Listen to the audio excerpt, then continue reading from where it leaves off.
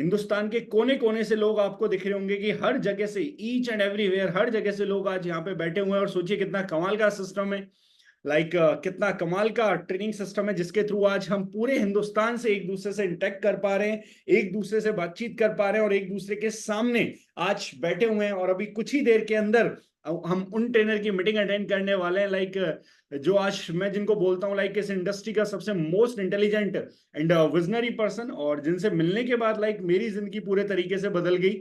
और मैं अपने आप को ब्लेस फील करता हूं कि आज उनकी मेंटरशिप में काम करने का मौका जिंदगी के अंदर मिला है, या उनकी मेंटरशिप में डायरेक्ट सेलिंग में काम करने का मौका मिला है।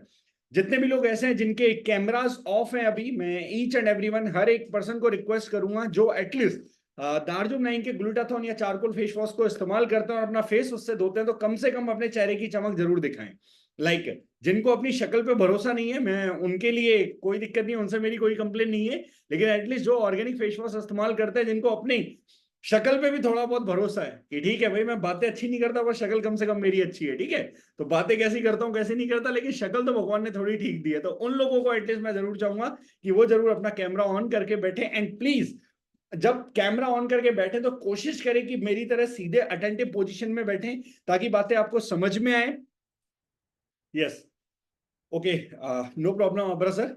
तो मैं चाहूंगा कि जब आप बैठे तो अटेंटिव पोजीशन में बैठे, ताकि बातें आपको समझ में आए। सोते सोते, खाना खाते हुए, रिलैक्स करते हुए आज के सेशन को कम से कम अटेंड ना करें, क्योंकि जो पर्सन आ रहे हैं वो भी अपने आप में कितनी बड़ी शख्सियत है और आज कितना बड़ा नाम उनका है, और लोग उनसे सीखने के लिए तरसते हैं, या मैं बोलूंगा सीखने के लिए, उनके लिए, उनसे मिलने के लिए अपॉइंटमेंट लेना पड़ता है लोगों को। तो वी आर लकी कि आज हमें उनसे यहाँ पे इंटरेक्ट करने का मौका मिल रहा है, उनसे सीखने का मौका मिल रहा है। तो मैं चाहूंगा जितने भी लोग प्रेजेंट हैं, एटलीस्ट कम से कम इतने बड़े पर्सन, इतने बड़े शख्सियत को हम बुला रहे, तो कैमरा ऑन करके प्रॉपर पोजीशन में बैठ के डायरी पेन के साथ, मैं जब भी सर का सेशन अटेंड करता हूं हमेशा डायरी पेन अपने साथ में रखता हूं, तो डायरी पेन के साथ बैठ के मीटिंग को अटेंड करें। डायरी पेन के साथ बैठ के ज्यादा से ज्यादा बातों को लिखें, ताकि बातें आपकी जिंदगी में इंपैक्ट ला पाए, बदलाव ला पाए।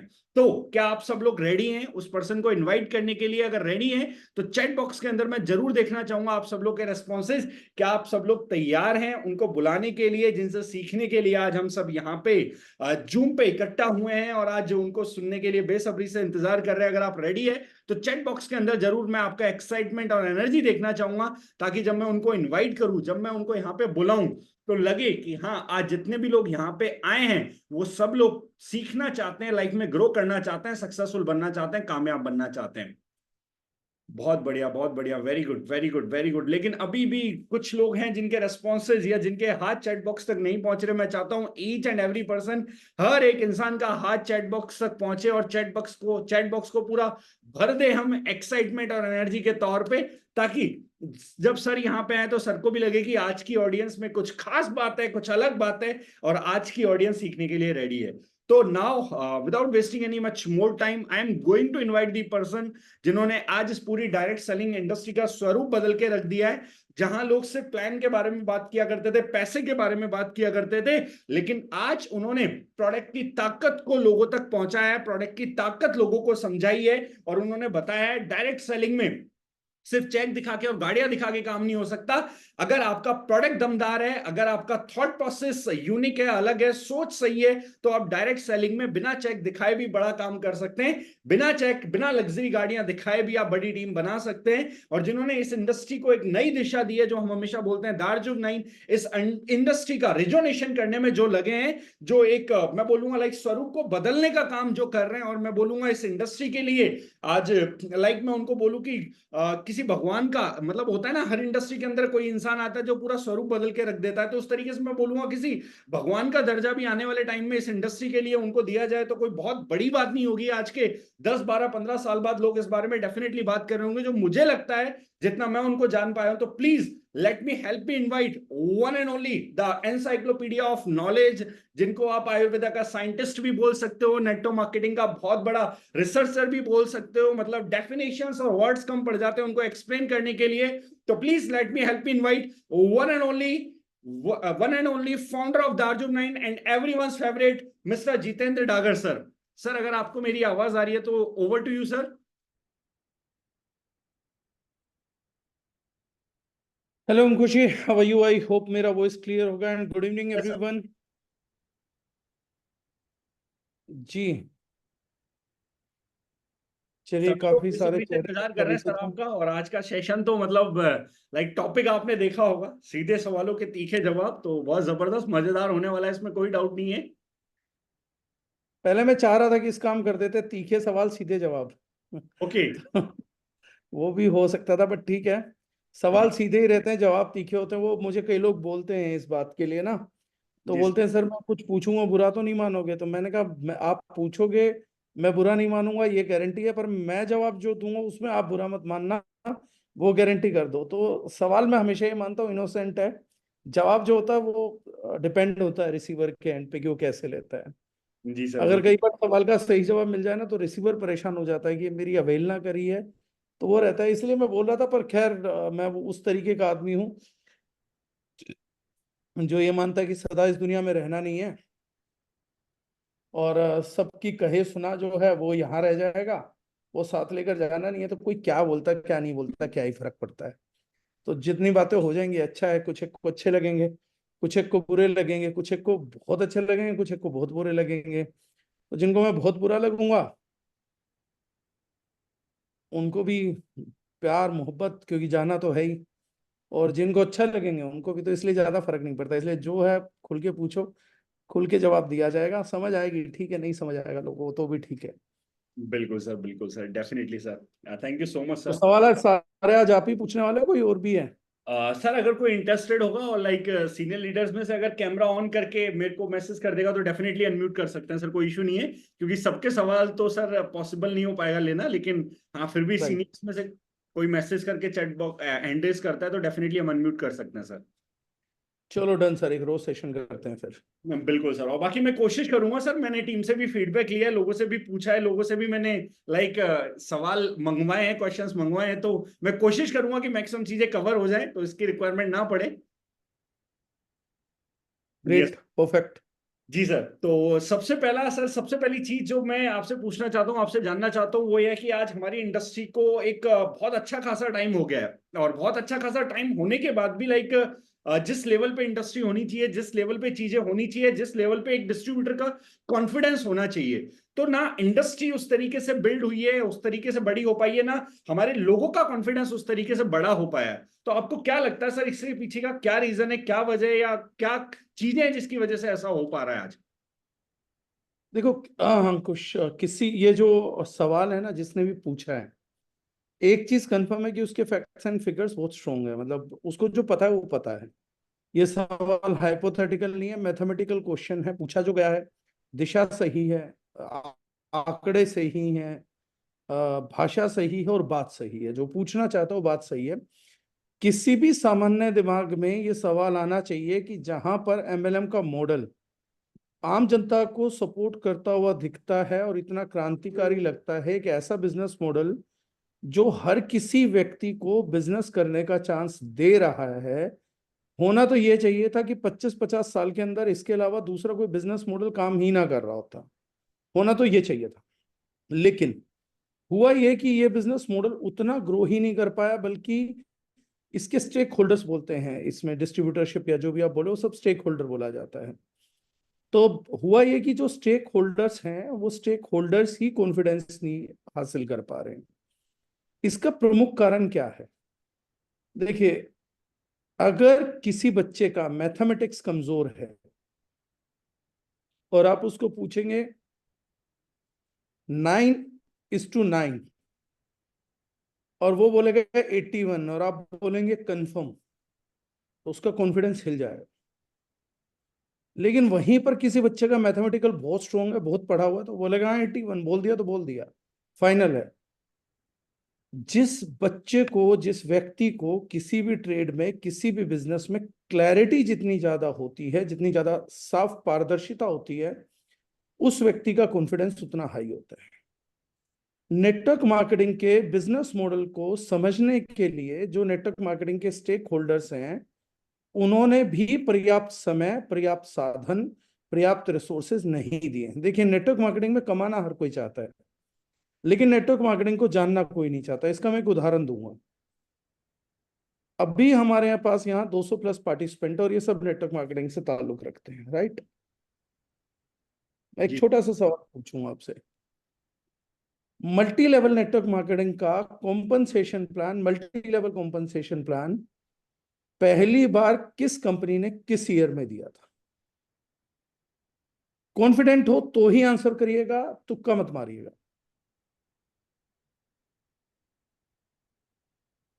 चलिए, नेटवर्क मार्केटिंग की पहली एसोसिएशन वर्ल्ड में किस ईयर में बनी और कहां बनी और किसने बनाई?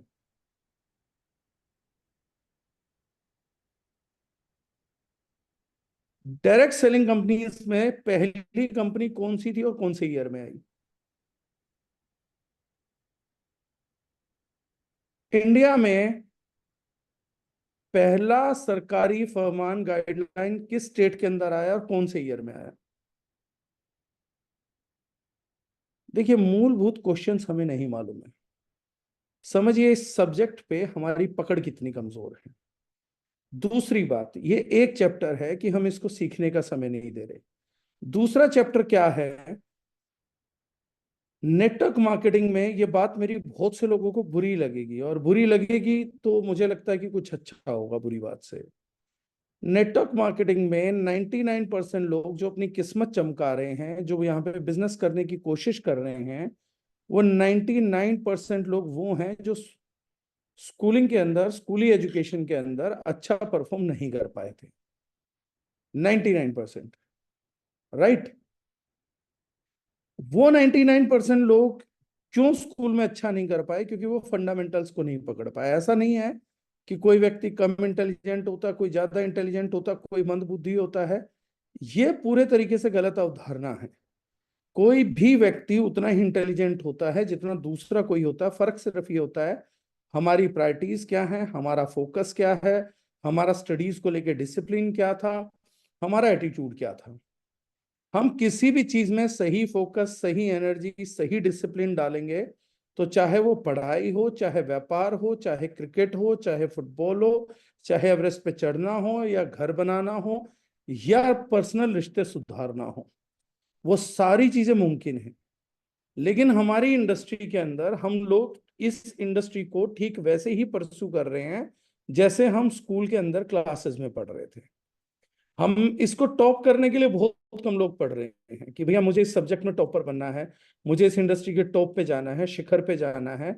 इसमें अगर 400-500 आईएएस बनते हैं तो मुझे उतनी मेहनत, उतनी काबिलियत को डेवलप करना है कि मैं पहले 500 आईएएस में आ सकूं। उल्टा हम विपरीत में क्या करते हैं, हम स्कूल में भी छोटे छोटे साधन ढूंढते थे अपनी ईगो को सेटिस्फाई करने के। हम में से बहुत से बच्चे होंगे जो पढ़ाई में अच्छे नहीं थे, लड़ाई में बहुत अच्छे थे। तो हम पढ़ नहीं सकते थे लेकिन किसी के कान पे दो लगा सकते थे। तो उससे एक चीज बहुत बढ़िया हो जाती थी कि कम से कम हम शक्ल दिखा पाते थे कि चलो हम पढ़ नहीं पा रहे तो क्या हुआ, लड़ने में तो हम अव्वल है ना, पढ़ने में कोई और होगा, लड़ने में हम है। तो ईगो सेटिस्फेक्शन का एक पॉइंट बन गया। कोई ना पढ़ने में अच्छा था ना लड़ने में अच्छा था, वो स्पोर्ट्स कर रहा था। हालांकि वो स्पोर्ट्स सीरियसनेस के साथ नहीं कर रहा था, ना उसने क्रिकेट किया, ना फुटबॉल किया, ना हॉकी किया नेशनल इंटरनेशनल लेवल पे। लेकिन बस उस टाइम अपनी ईगो सेटिस्फाई करने के लिए पढ़ाई से अलग हटके डाइवर्ट होकर कुछ और भी कर रहा था।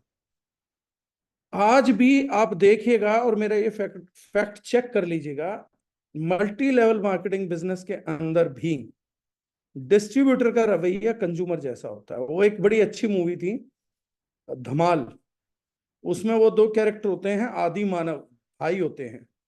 तो वो बोलता है कि भैया हमें पैसा देना है, तो बोलते हैं हम तो दो भाई हैं ना, तो एक ही हिस्सा देना पड़ेगा ना, हम तो इकट्ठे हैं। पर जब बंटवारा होता था तो वो दो हिस्से लेते थे कि हम दोनों भाई हैं पर अलग अलग भी तो हैं। तो जब पैसा देना है तो 33% देते थे, जब लेना था तो 50% लेते थे।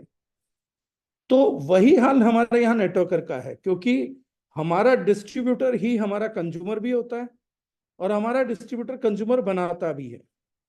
99% लोग जब कंपनी में बात करते हैं तो वो कंज्यूमर एटीट्यूड के साथ बिजनेस करना चाहते हैं। उनका एटीट्यूड बिजनेस वाला नहीं है।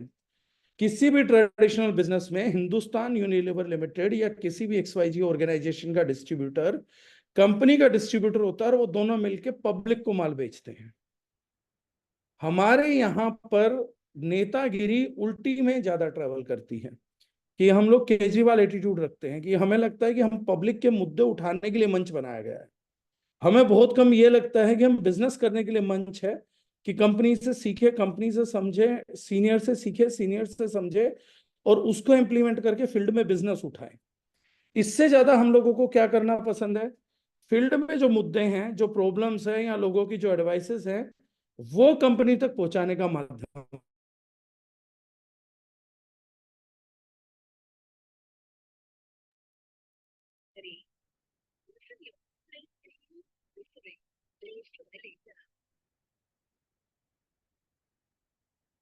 अपलाइन तक पहुंचा रहे हो, जब तक कि वो समस्या ना हो और जेन्युइन ना हो, तो आप राजनीति कर रहे हो। क्योंकि हिंदुस्तान में आम व्यक्ति को व्यवसाय से ज्यादा राजनीति समझ आती है, इसलिए 99% मैन पावर हमारे यहाँ पे राजनीति करती है। तो जो इस इंडस्ट्री का सबसे बड़ा स्टेक होल्डर है, जो कि इस इंडस्ट्री में टर्नओवर, विकास, ग्रोथ, ये सब लाने के लिए जिम्मेदार है। देखिए, कंपनियां किस चीज के लिए जिम्मेदार है? कंपनियां जिम्मेदार है अच्छा प्रोडक्ट लाने के लिए, कंपनियां जिम्मेदार है अच्छी सर्विसेज देने के लिए, कंपनियां जिम्मेदार हैं टाइम पे पे आउट देने के लिए, आपका टीडीएस जमा कराने के लिए, गवर्नमेंट की कंप्लायंसेस पूरी करने के लिए। लेकिन नेटवर्कर कहां जिम्मेदार है? नेटवर्कर जिम्मेदार है पब्लिक में ठीक तरीके से वो बातें बोलने के लिए जो कंपनी द्वारा बोली गई, अपनी तरफ से जोड़ के काम को आसान करने के लिए कुछ बोलना नहीं। नेटवर्कर कहां जिम्मेदार है? कॉम्पनसेशन प्लान को ठीक ढंग से पहुंचाने के लिए।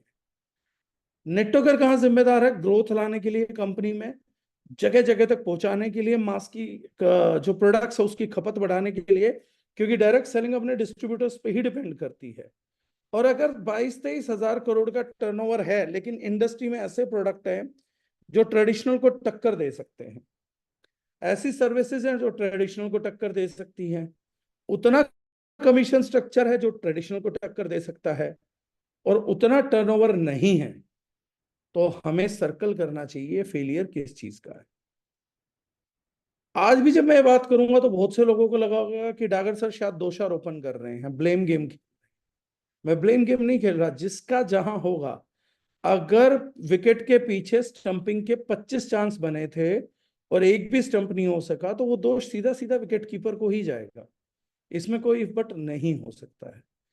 हाँ, एक लॉन्ग टर्म में वो सारी कंपनियां भी जिम्मेदार हैं जो अच्छे प्रोडक्ट नहीं दे सकी, वो सारी कंपनियां भी रिस्पॉन्सिबल है जो सर्विस टाइम पे नहीं दे पाती हैं, लेकिन वो लोग भी रिस्पॉन्सिबल हैं जो ग्रोथ नहीं दे कर पाते हैं। तो ये एक क्यूमुलेटिव साझेदारी है।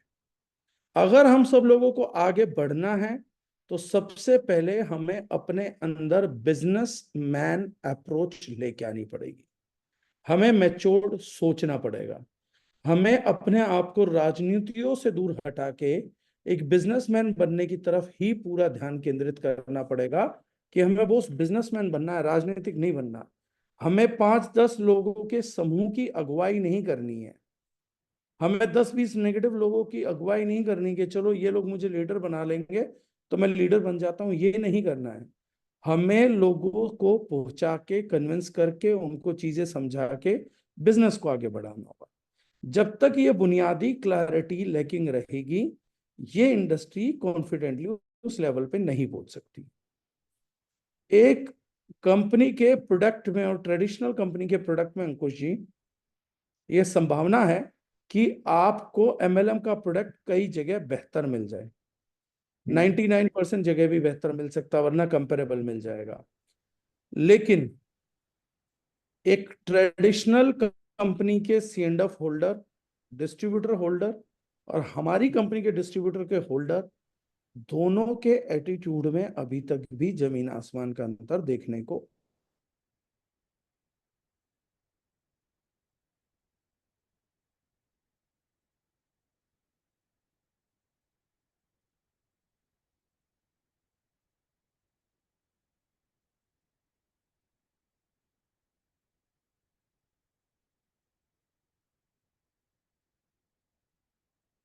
डिसिप्लिन नहीं चाहिए।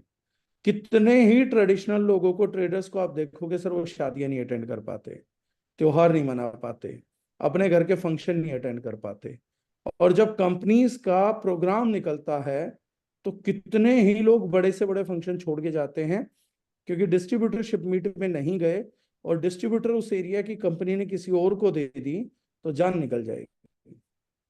लेकिन क्या सेम एटीट्यूड के साथ हम डायरेक्ट सेलिंग में ऑपरेट कर रहे हैं? ये एक बड़ा सवाल है। और यही क्लैरिटी, यही लैक ऑफ क्लैरिटी, यही लैक ऑफ ओनरशिप, एक बंदे ने हिंदुस्तान यूनिलीवर का सीएनएफ ले लिया ना सर, तो वो उस बिजनेस को अगले दिन एक्सेप्ट कर लेता है। पंडित बुलाएगा, खर्चा करेगा, उसके लिए इधर उधर भागेगा, दुकानों पे भागेगा, रिलेशनशिप को डेवलप करेगा, अगले दिन मिठाई भी खिलाएगा लोगों को, अपने बिजनेस के बारे में लोगों तक पहुंचाएगा, उनको क्लियर करेगा। वो उसकी ओनरशिप ले लेता है कि भाई एचयूएल का नहीं, मेरा बिजनेस है। अब इस स्टेट के दुकानदार एचयूएल के दुकानदार नहीं, मेरे दुकानदार है, मैं उनको सर्विस दूंगा, मैं नंबर 1 सीएनएफ होल्डर बनूंगा पूरे इंडिया के अंदर। लेकिन कितनी बार ये सेम ख्याल से डायरेक्ट सेलर ऑपरेट करता है? तो ये मुझे मेरे लेवल पे लगता है बुनियादी तौर पे वीकनेस है। मैं कल को डायरेक्ट सेलर था, मैं तब भी अपनी टीम को यही बात समझाता था कि बुनियादी वीकनेस ये है कि हम बिजनेस ओनर की तरह नहीं, हम कस्टमर की तरह व्यवहार कर रहे हैं, आम कस्टमर की तरह व्यवहार कर रहे हैं। फीडबैक देने के तरीके कॉर्पोरेट में बहुत है सर। एक आम कंज्यूमर एयरटेल में कॉल करेगा, उसकी फीडबैक देने का तरीका देखिएगा सर, चिल्ला के, चीख के, एग्रेशन क्रिएट करके, पहले से ये मान के कि एयरटेल गुनहगार है तब बात करेगा। लेकिन एक एयरटेल का डिस्ट्रीब्यूटर जब बात करेगा एयरटेल में, विनम्रता के साथ अपनी बात को सहेजते हुए, समेटते हुए, ईमेल करके, चीजों को फॉलो करके, अपने आप को अपग्रेड करके करेगा। लेकिन हमारे यहाँ अभी भी 70 to 80% लोग किस कल्चर में हैं, आज उन्हें डिस्ट्रीब्यूटर होने के बाद भी बात करना है। तो जैसे मैंने एक बड़ी अजीब बात सुनी थी पीछे, एक व्यक्ति मुझे खड़ा होके बोलता है कि सर शॉपी मार्ट पे प्रोडक्ट की अवेलेबिलिटी कम नहीं रहनी चाहिए। तो मैंने कहा ये इंश्योर करना किसका राइट है? तो बोले कि सर शॉपी और मार्ट तो कंपनी का पार्ट है ना, अगर शॉपी और मार्ट कंपनी का पार्ट है तो डिस्ट्रीब्यूटर किसका पार्ट है? तो वो बोलते हैं हम आजाद हैं। अगर आप आजाद हैं तो आपको डिस्ट्रीब्यूटर का दर्जा नहीं, आपका टाइटल ही आजाद होना चाहिए। आपको इंडिपेंडेंट बिजनेस कंसल्टेंट या इंडिपेंडेंट बिजनेस एसोसिएट नहीं बोलना चाहिए, आपको बोलना चाहिए आजाद व्यक्ति। इस एक शब्द ने इंडस्ट्री को इतना बर्बाद कर दिया कि हम इंडिपेंडेंट है, हम आजाद हैं। हम देश में आजाद है तो किसी के कान पे थप्पड़ थोड़ी ना लगा सकते हैं कि मैं बोलूंगा सर मैं आजाद हूं, इसने मुझे गाली दी, मैंने कान पे थप्पड़ लगा दिया, मैं तो आजाद हूं ना। तो आजाद आदमी को कोई गाली थोड़ी ना दे सकता है, लेकिन आप कानून हाथ में नहीं ले सकते। तो ये जो सोच है, ये कुछ केंद्र बिंदु हैं, जब तक इन लेवल्स पे मैच्योरिटी नहीं आएगी तब तक इंडस्ट्री को उठा पाना मुश्किल है। तो इंडस्ट्री जूझ रही है कुछ बिजनेसमैन और कुछ राजनीतिकों के बीच में। एक बिजनेस करने वाले के पीछे कम से कम 2,500 राजनीतिक जुड़ जाते हैं रोज। तो एक डिस्ट्रीब्यूटर नेटवर्क मार्केटिंग में अगर 2 घंटे फोन कॉल करता है पूरे दिन में प्रोडक्टिव, तो 12 घंटे की अनप्रोडक्टिव कॉल जाती है। तो कुछ लोग फील्ड में जाके बिजनेस करते हैं, कुछ फील्ड से मुद्दे कलेक्ट करके लाते हैं कि चलो राजनीति की जाए, मैं आज इन मुद्दों का वो बनूंगा नेता। तो जब तक हम अपनी फील्ड में वन वे कम्युनिकेशन नहीं करेंगे, हम अपनी टीम को ज्यादा मैच्योर नहीं करेंगे, हम अपने साथ काम करने वालों को ज्यादा मैच्योर नहीं करेंगे, और जब तक हम इमेच्योर लोगों को रिप्लेस नहीं करेंगे, मैं बड़ा क्लैरिटी के साथ शब्द बोल रहा हूं, जब तक आप अपनी टीम में इमेच्योर लोगों को रिप्लेस नहीं करोगे, जितना टाइम तक उनको ढोओगे उतना लंबा टाइम आपका बिजनेस सफर करेगा। तो इस बिजनेस को उठने के लिए इन मुद्दों पे काम करना बेहद जरूरी है। एक कहावत है, जूम मीटिंग में बोलनी नहीं चाहिए लेकिन मैं बोल देता हूँ, मैंने कहा ना जाना एक दिन दुनिया से तो डर नहीं है मेरे अंदर। एक कहावत है, इंग्लिश कहावत है, और ये सच्चाई है, जिन्होंने कुत्ता पाला होगा वो बता देंगे। Treat your dog as a dog, otherwise your dog will treat you as a dog. अपने कुत्ते को कुत्ता मान के ट्रीट करिए, वरना आपका कुत्ता आपको कुत्ता मान के ट्रीट करेगा। ये लाइफ में भी हर जगह उतना ही जरूरी है। पब्लिक को पब्लिक मान के डील करिए, नेता को नेता मान के डील करिए। पब्लिक को नेता और नेता को पब्लिक मान के डील करोगे तो नेता भी आपको पब्लिक मान के डील कर जाएगा और पब्लिक आपको नेता मान के डील कर जाएगी, तो सूली पे चढ़ा देगी। पब्लिक के बहुत नेता सूली पे चढ़े हैं। तो ये बड़ी अच्छी चीज है सर, जिसको समझ जाएंगे तो बहुत तेजी से इंडस्ट्री में ग्रोथ करेंगे। मेरा एक ही क्लैरिटी है, प्रोडक्ट अच्छे आ चुके, कंपनी अच्छी आ चुकी, सर्विसेज अच्छे आ चुके। अब डिस्ट्रीब्यूटर्स को अपनी अपलिफ्टमेंट पे ज्यादा जोर देना पड़ेगा कि क्या उनके नेटवर्क में प्रोफेशनल लोग हैं। प्रोफेशनल्स का मतलब है जो बोल दिया जाए वो पूरा किया जाए, ये तो नहीं है कि 5 बार रिवाइज करना पड़ता है। आज मैं एक सिस्टम की बात करता हूँ, बहुत लोग सिस्टम की बात करते हैं, आज मैं सिस्टम की भी बात करता हूँ। मैं एक बार एक व्यक्ति के साथ बैठा था, मेरा फ्रेंड है, सिंगापुर प्लेस्ड है। तो उसने कहा अगर भैया जब भी कभी इन्वेस्ट करना हो ना प्रॉपर्टी में, सिंगापुर इन्वेस्ट करो, बहुत ग्रोइंग है। तो मैंने कहा छोटा सा टुच्चा सा आइलैंड है सिंगापुर, और इतना ग्रोइंग है, इंडिया ग्रोइंग नहीं है, ऐसा क्यों? तो उसने कहा देखो होता क्या ना, सिंगापुर में एक व्यक्ति जाएगा और किसी का फ्लैट रेंट पे लेना है या ऑफिस रेंट पे लेना है तो जाएगा, कोर्ट में जाके दोनों लोग कुछ टर्म्स बनाएंगे, म्यूचुअली एग्री करेंगे, कोर्ट उस डॉक्यूमेंट को रजिस्टर कर देगा और उस बंदे को किराए पे मकान मिल जाएगा। अब उसमें लिखा गया कि अगर इसने 3 महीने किराया नहीं दिया तो मकान मालिक को अधिकार है कि वो इसको बाहर निकाल के फेंक दे। तो अब कोई आदमी वहां 3 महीना किराया नहीं देगा, तो अकॉर्डिंग टू एग्रीमेंट मकान मालिक पुलिस वाले के पास जाएगा, उसको एग्रीमेंट दिखाएगा और प्रूव करेगा कि 3 महीने से रेंट नहीं मिला है, पुलिस उसके साथ जाएगी और मकान खाली करा दिया जाएगा। ये सिंगापुर का सिस्टम है। इंडिया का सिस्टम क्या है? यहां तक सेम होगा, लेकिन जब ये आदमी पुलिस के पास जाएगा कि देखिए कोर्ट में हम दोनों ने एग्रीमेंट रजिस्टर किया था और उसने 3 महीने से मेरा फ्लैट खाली नहीं करा, तो पुलिस यहाँ कोई एक्शन नहीं लगी। पुलिस एक नई एफआईआर लिखेगी कि इस व्यक्ति को एग्रीमेंट के तहत वो व्यक्ति फ्लैट खाली नहीं कर रहा है, तो हम एफआईआर लिख रहे हैं, इस पे एक्शन लेना चाहिए। और दूसरा व्यक्ति इसको कोर्ट में दोबारा केस पे लड़ेगा, तो कोर्ट अपने ही एग्रीमेंट के अगेंस्ट में फिर कोर्ट में सुनवाई करेगा।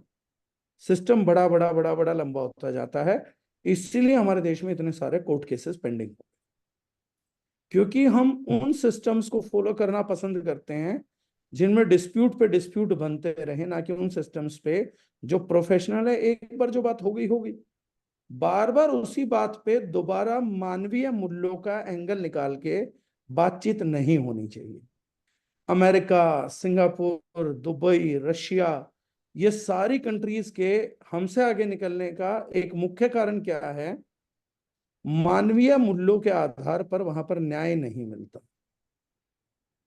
हमारे यहाँ मानवीय मूल्यों के आधार पर न्याय होता है, तो वो हमारे यहाँ एमएलएम में भी संकट पे है। अब आपकी देश की न्याय प्रणाली गलत है, इसका मतलब ये तो नहीं है ना कि आप बिजनेस में सेम एटीट्यूड रखो। बिजनेस का तो न्याय प्रणाली आपके हाथ में, अपने आप को तो चेंज कर सकते हो, तो वो हम लोगों को करना चाहिए, उससे ग्रोथ आएगी। जी सर, जी सर, बिल्कुल सर। हाँ, बहुत सही तरीके से आपने एक्सप्लेन किया और आई थिंक बहुत सारे लोगों को क्लियर हुआ होगा। बहुत सारे लोगों के चैट बॉक्स में मैसेज भी आ रहे थे, मैं देखता जा रहा था बीच बीच में। अगली चीज सर जो मैं पूछना चाहूंगा कि मतलब लाइक ठीक है, मतलब एक बात जो बहुत सुनी है मैंने कि कुछ समय पहले तक ये था, या मैं बोलूंगा दार्जिलिंग के नहीं आने से पहले तक ये था कि लोग अच्छे थे, कंपनियां, प्रोडक्ट और सर्विस गड़बड़ थी। और मतलब लाइक टाइम के साथ हुआ क्या, टाइम के साथ ठीक है कंपनी अच्छी हो गई, जैसे आज दार्जिलिंग जैसी कंपनी है, प्रोडक्ट अच्छे हो गए, सर्विसेज अच्छी हो गई, लोग गड़बड़ होते चले गए। तो ऐसा भी कुछ आपको लगता है सर, मतलब कि ऐसा हुआ है सही में? देखो, मैं बीच में थोड़ा सा 2008-9 एक डिप्रेशन से गुजरा, तो मुझे एक सनक चढ़ी भूत प्रेतों से मिलने की। तो मैंने इस देश के अघोरियों के, मंदिरों के, मस्जिदों के बड़े ही सारे चक्कर काटे इस उम्मीद में कि कोई भूत प्रेत अघोरी मिल जाए। जब वो नहीं मिला तो मैंने कुछ टाइम तक वेद शास्त्र वगैरह पढ़े, कुछ चीजें समझी। उसमें मुझे एक चीज मिली कि आज की तारीख में लोग बोलते हैं कलयुग आ गया भाई, 2000 के बाद ना बहुत बुरे लोग आ गए हैं, बहुत बेकार लोग आ गए हैं, चोरी चकारी बहुत बढ़ गई है, रेप बहुत बढ़ गया है, माँ बाप का सम्मान घट गया है। ऐसी बहुत सारी विचित्र बातें सुनी। पहले का जमाना अच्छा था, ऐसा होता ना, पहले के नेटवर्कर अच्छे थे, ये था वो था। मैं भी बोलता हूँ कई बार, ऐसा नहीं मैं नहीं बोलता, कंपेरेटिवली पुरानी टीमों को याद करके, लेकिन हम ऐसा बोलते हैं। लेकिन वेद शास्त्र में लिखा है चोरी मत करो, किसी का पैसा मत मारो, किसी की औरत पे गंदी नजर मत रखो, किसी बाकियों को माँ बहन की दृष्टि से देखो। सर अगर ये बात 5500 साल पहले लिखी थी तो इसलिए लिखी गई होंगी ना क्योंकि होती होंगी। माँ बाप की इज्जत करो, माँ बाप को बेइज्जती करने वाला नरक में जाएगा, ये काल उसका आ जाएगा, अकाल मृत्यु मरेगा। ये सब डर पैदा किया गया, सब लिखा गया और 5-5 हजार साल पहले लिखा गया। तो मैं ये मानता हूं कि 5 हजार साल पहले भी ऐसे ही लोग रहे होंगे। तब भी सोसाइटी में चोरी रही होगी, झूठ रहा होगा, रेप रहा होगा, माँ बाप की बेइज्जती करना रहा होगा, माँ बाप को घर से निकालना रहा होगा। तभी तो ये सब लिखा गया होगा। अगर ये लिखा गया है तो इसका मतलब एग्जिस्टेंस था, किसी ने चोरी होती देखी थी, किसी ने किसी का पैसा मरता हुआ देखा था। मैं एक बात बोलता हूं, एक आम व्यक्ति दो युगों का कंपैरिजन करता है, जैसे एक आम आदमी अपना भी कंपैरिजन करता है। बचपन के दिन बड़े अच्छे थे, मैं अब बोलता हूँ सर मेरे अब के दिन अच्छे हैं। बचपन के दिन बहुत संघर्ष के थे, उन संघर्षों से निकला, जीवन बनाया, तो मेरा आज का दिन अच्छा है। अगर मुझे कोई बोले आज की जिंदगी या बचपन की जिंदगी, तो मैं नहीं जाना चाहूंगा बचपन की जिंदगी में, आज की जिंदगी में रहना चाहूंगा। क्यों? क्योंकि मैंने अपने बचपन से बेहतर जिंदगी का निर्माण कर लिया। जो लोग अपने बचपन से बुरी जिंदगी का निर्माण करते हैं उन्हें अपना बचपना बार बार याद आता है। जिनके पिताजी ने खूब मेहनत करी और बच्चे खुद नहीं मेहनत करते तो बोलते हैं यार बचपन बड़ा अच्छा था। ऐसे ही नेटवर्क मार्केटिंग के बचपन में आप कंपैरिजन करने को बोल सकते हो कि पहले अच्छा था, हाँ, लेकिन आज भी अच्छा है, बशर्ते हो क्या गया कि पहले जो लोग नेटवर्क मार्केटिंग की बुराई करते थे वो नेटवर्क मार्केटिंग का एन भी नहीं जानते थे, डायरेक्ट सेलिंग का डी भी नहीं जानते थे। लेकिन आज जो बागडोर पहले जिन लोगों ने एमएलएम को ज्वाइन के बिना ठेका उठा रखा था एमएलएम को बदनाम करने का, उन लोगों ने बाद में ज्वाइन करके यही काम किया। वो एमएलएम के लिए ना तो सकारात्मक पहले थे, बीच में टेम्परेरी उनमें सकारात्मकता आई, पॉजिटिविटी आई, लेकिन बाद में वो अपनी ओरिजिनल पोजीशन पे चले गए। जब मैं इंजीनियरिंग करता था तो हम एटॉमिक मॉडल पढ़ते थे, तो उसमें लिखा जाता था जब किसी को ऊर्जा मिलती है तो इलेक्ट्रॉन जो है वो एक्साइटेड स्टेट में पहुंच जाता है, लेकिन वो उसकी ओरिजिनल स्टेट नहीं होती, तो थोड़े दिनों में ऊर्जा वापसी छोड़ के सतरंगी विचार छोड़ता हुआ अपनी ग्राउंड स्टेट में लौट आता है। ये एटॉमिक मॉडल है और इंसान जो है एटॉमिक मॉडल से बना हुआ है। एमएलएम 2006-7 तक कुछ कर ही नहीं पा रही थी, लोग पता है हमें ताने कसते थे, हाँ गाड़ी लेके देखोगे, साइकिल तो ले लो पहले, गाड़ियां लोगे तुम, एक चेक तो बना ले 500 रुपए का, लाख रुपए की बात करते हो, पता भी लाख रुपए होते कितने, देखे लाख रुपए कितने होते, लाख रुपए बनेंगे यहाँ पे। तो लोग इस प्रकार की बातें करते थे। फिर 2007 में सर हमने गाड़ियां नहीं ली, हमने तो लग्जरी गाड़ियां ली, बीएमडब्ल्यू 2007 में मैंने पहले ले ली थी 7 सीरीज, X6 ले ली थी, हमने खूब गाड़ियां ले ली। 2007 में मेरा चेक था ये शायद 62-63 लाख का, तो हमने ले लिया। अब हमारा वक्त था सर, उन्होंने बहुत ऊर्जा दी थी नकारात्मक, वो स्टोर पड़ी थी, अब रिजल्ट आ गए थे, तो अब हमारे को पंप करनी थी तो हमने ऊर्जा पंप कर दी। अब जब हमने मार्केट को ऊर्जा वापसी दी, क्योंकि वो बीएमडब्ल्यू के साथ मिलके जा रही थी जितेंद्र डागर की ऊर्जा, उसकी जुड़ी हुई नकारात्मकताओं की ऊर्जा, उसके संघर्ष की ऊर्जा, उसके चेक की ऊर्जा, उसकी गाड़ी की ऊर्जा, जब ये सारी ऊर्जा इकट्ठी हुई और हमने मार्केट में फेंकी, तो बहुत सारे लोग एक्साइटेड स्टेट में पहुंच गए, बहुत सारे इलेक्ट्रॉन। लेकिन ये इलेक्ट्रॉन इससे पहले एमएलएम में जुड़ते नहीं थे।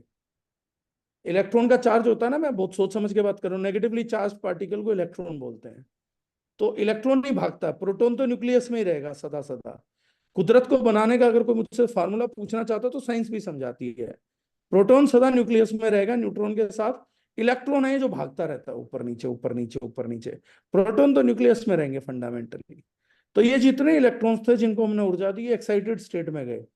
तो पहले ही ये नेटवर्क मार्केटिंग की नेगेटिविटी करते थे, तो उन्होंने देखा अरे बाबा ये तो सारी कहानी पलट दी, तो बेइज्जती हो गई हमारी, इन्होंने तो सच में बीएमडब्ल्यू ले ली, इन्होंने तो गाड़ियां ले ली, इन्होंने तो चेक बना लिए। तो उन्होंने कहा हम भी करके दिखाएंगे, अगर ये टुच्चे थर्ड क्लास जितेंद्र डागर जैसे लोग कर सकते हैं और बीएमडब्ल्यू ले सकते हैं, हम पानी के जहाज खरीद के दिखाएंगे।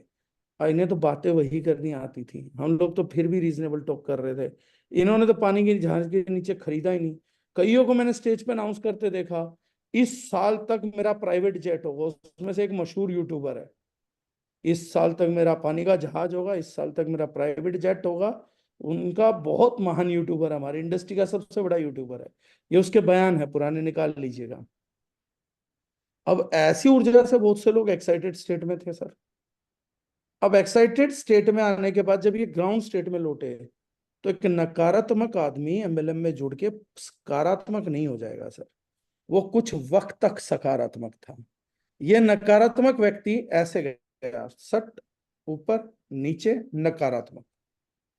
अब हमारे साथ चैलेंज क्या है? पहले इंडस्ट्री के बाहर नकारात्मक लोगों की भीड़ थी, अब इंडस्ट्री के अंदर भी नकारात्मक लोगों की भीड़ है। पहले वो बाहर से बोलते थे मुझे बताओगे, मुझे सारा ज्ञान है। कमाते नहीं थे। मैं बताता हूँ कहाँ पे क्या चल रहा है, कैसे हो रहा है, क्या कर रहे हैं, मैं बताता हूँ तुम्हारे को। अरे ये करते हैं, अप्लाइनें चोर होती हैं, कंपनियां खा जाती हैं, ये करते हैं वो करते हैं, मुझसे पूछो। यही काम ये नेटवर्क मार्केटिंग के बाहर भी कर रहे थे। पैसा तब भी नहीं। अरे एमएलएम एमएलएम छोड़ो, तुम कहाँ पे, ऐसे मेंबर बनते जुड़ते पैसे आते, सारी दुनिया ना ये काम कर लेती भाई। हमसे पूछो तुम। काम होते हैं वो जैसे सरकारी नौकरी हो गई। तो ये आदमी कल भी वही बातें कर रहा था, जुड़ के छोटे स्पैन में इसने जबान बंद करी, फिर दोबारा इसने वही बातें करनी चालू कर दी, क्योंकि इसकी एक्सपर्टीज बिजनेस डेवलप करने में नहीं है बल्कि ऐसी बातें करने में है। तो जब इन लोगों की भरमार हो गई, तो मैं कल भी ये बात किसी को बोल रहा था, हमारे टाइम पे 2005 में अंकुश जी, 1000 प्लान दिखाए जाते तो 5 या 7 ज्वाइनिंग आती थी सर। Exactly sir. इतना बड़ा फिल्टर लगता था, इतना बड़ा फिल्टर लगता था, 1000 में से 5 ज्वाइनिंग है। मतलब हमें पता था काम करते रहो, ज्वाइनिंग का मुंह पता नहीं कब दिखेगा, लोग कब जुड़ेंगे, कब कोई साथ आएगा। लेकिन जो 5 आते थे ना, वो मर्द के बच्चे आते थे। उन 5 आदमियों का ईक्यू बहुत हाई होता था, इमोशनल कोशेंट। वो ऐसे आते थे जैसे युद्ध के मैदान में आए हैं, जान लगा देने के लिए तैयार। जिन पे हम इतना फेथ करते थे कि इनके साथ रात 2 बजे ट्रेनिंग करो, सुबह 2 बजे मीटिंग करो, रात 12 बजे तक मीटिंगें चलाओ। मतलब हमने ये भी किया कई बार कि हम पूरे दिन फील्ड करके आते थे, और रात को वो फील्ड भी करके आए, और रात को हम 12 बजे डिसाइड करते थे कि यार ट्रेनिंग करनी है, क्योंकि ट्रेनिंग नहीं हुई है इस हफ्ते। तो कब होगी ट्रेनिंग? 12 बजे रात के। कहाँ होगी? किसी हॉस्टल के। मैंने आईटी में बहुत मीटिंग्स ली हैं ऐसी। आईटी के हॉस्टल में एक रूम खाली कराया, बाकी सबको सोने भेज दिया। कुछ लोग बेड पे बैठे हैं, कुछ फर्श पे बैठे हैं, कुछ तख्त पे बैठे हैं। एक छोटा सा व्हाइट बोर्ड पड़ा हुआ, उस पर चल रही है रात को ट्रेनिंग। सुबह 4:30 बजे हम घर निकल रहे हैं, वो सो रहे हैं। सुबह 7 बजे इंजीनियरिंग कॉलेज में पहुंचना है, अटेंड करना है, तैयार होना है। ये उस वक्त का टाइम था। तो सर हम लोगों को याद आता तो हम कहते पहले के लोग बहुत तगड़े थे, क्योंकि 1000 में से 5 आते थे। अब मैं बताता हूँ सर, अब आते हैं 1000 में से 300 400, लेकिन 5 अभी भी अच्छे आ रहे हैं 1000 में से। लेकिन उन 5 के चक्कर में अब 395 हमारे कंधे पे बेताल आ जाते हैं, 5 विक्रम ढूंढने के चक्कर में। तो कुछ लोग इन देखो को बोलते हैं कि पहले के लोग अच्छे थे। पहले के लोग परसेंटेज वाइज अच्छे थे, कि 100% में से 95% लोग काम के थे। अब की परसेंटेज में 100 में से 10% काम के हो गए, तो परसेंटेज शिफ्ट हुई है। लेकिन अभी भी 1000 प्लान आप दिखाओगे तो 5 व्यक्ति ढंग के आज भी मिल रहे हैं। तो मूलतः कोई चेंज नहीं आया, एक डिसेप्टिव चेंज है कि आप 395 लोग जो पहले जुड़ते नहीं थे, अब जुड़ जाते हैं। तो वो 395 लोगों की नेगेटिविटी पहले आपको इफेक्ट नहीं करती थी, क्योंकि जुड़ते नहीं थे। अब उन 395 लोगों की नकारात्मकता, नोट अबाउट नेटवर्किंग, उनकी नकारात्मकता। देखिए, नेगेटिव वो आदमी नहीं है जो एमएलएम को भला बुरा बोल रहा है। नेगेटिव वो व्यक्ति जो आपसे व्यवहार करने की तमीज नहीं जानता। अगर आप किसी रेस्टोरेंट पे जा रहे हैं और किसी वेटर को बोलते हैं, अबे बात सुनी जरा, सर ये भी तो नेगेटिव है ना, नकारात्मक ही गिनोगे ना इसको, आपको बात करने की तमीज नहीं है। अगर आप रोड पे हैं और किसी व्यक्ति को चलते को बोलते हैं, बड़ी उम्र के, अपने से बड़ी उम्र के व्यक्ति को, अरे अंकल सीधा चल ले नहीं तो मैं बता रहा हूं तेरे को, ये भी तो नेगेटिविटी है सर, ये भी तो नकारात्मकता है समाज के अंदर। नेगेटिविटी वो हर चीज होती है जो मोरली ट्रू नहीं है। तो ऐसे लोगों की कभी, आप लोग ये समझे कि मैं एमएलएम की नेगेटिविटी की बात कर रहा हूं। बहुत सारे लोग एमएलएम के लिए नेगेटिव नहीं होते, लेकिन अपने अपलाइन का टाइम चूसने में, अपलाइन से बदतमीजी करने में, क्रॉस लेग से बिचिंग करने में, आपके काम को बिगाड़ने में, इन लोगों को जरा सा भी दर्द नहीं होता, जरा सा भी पेन नहीं होता। तो ये सब लोग नेगेटिव हैं, भले ही एमएलएम के बारे में कितने ही पॉजिटिव रहे, कुछ भी क्यों ना बोलते रहे, लेकिन मूल स्वरूप में ये लोग नेगेटिव हैं। अब ऐसे 395 लोग आपको झेलने पड़ते हैं पर 1000। पहले हमारे टाइम पे ये नहीं होता था। तो अब आप कंपेरेटिवली बोल लीजिए कि हमारी टीमें बहुत अच्छी थी, लेकिन तब जुड़ते ही 5 आदमी थे। अभी भी मेरे पास 1000 में से 5 आदमी अच्छे जुड़ते हैं अंकुश जी, लेकिन उसके लिए 395 लोगों को कुछ ना कुछ झेलना पड़ जाता है। तो अब आप दोनों चीजों को देखेंगे तो कोई चेंज नहीं पाएंगे, सिवाय एक चीज के कि पहले हम पैसे नहीं कमाते थे और नेगेटिविटी भी नहीं झेलते थे, वो बाहर रह जाती थी। अब हम ज्यादा नेगेटिविटी झेलते हैं, उसके बदले थोड़ा पैसा भी कमाते हैं। तो एक इक्वेशन का चेंज है, लोगों का चेंज नहीं। बस इतना है। पहले हम अपनी अपलाइन की इनकम बनवाना चाहते थे, हम उन्हें बहुत मोहब्बत करते थे, हमें अपनी अपलाइनों से बड़ा लगाव था, आज भी है, अभी भी है, 15-15 20-20 साल बाद भी है। मतलब आज भी अपलाइन मिलेगी तो हम पैर छूएंगे, रिस्पेक्ट करते हैं, सामने नहीं बैठ सकते, आज भी उनका फोन उठ के अटेंड करेंगे। हमें वो अटैचमेंट्स आज भी हैं। लोगों ने पता नहीं क्या क्या नहीं कहा, वो कहते रहेंगे, उनसे कोई मतलब नहीं। लेकिन ऐसे 1000 में से 5 लोग मुझे आज भी मिल रहे हैं।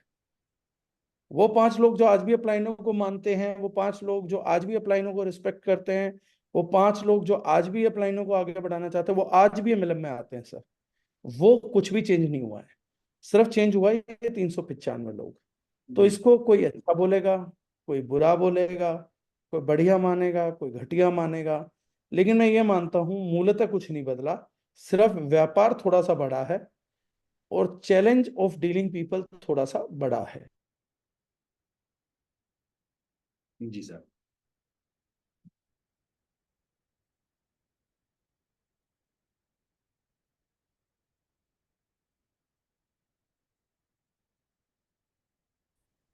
जी सर।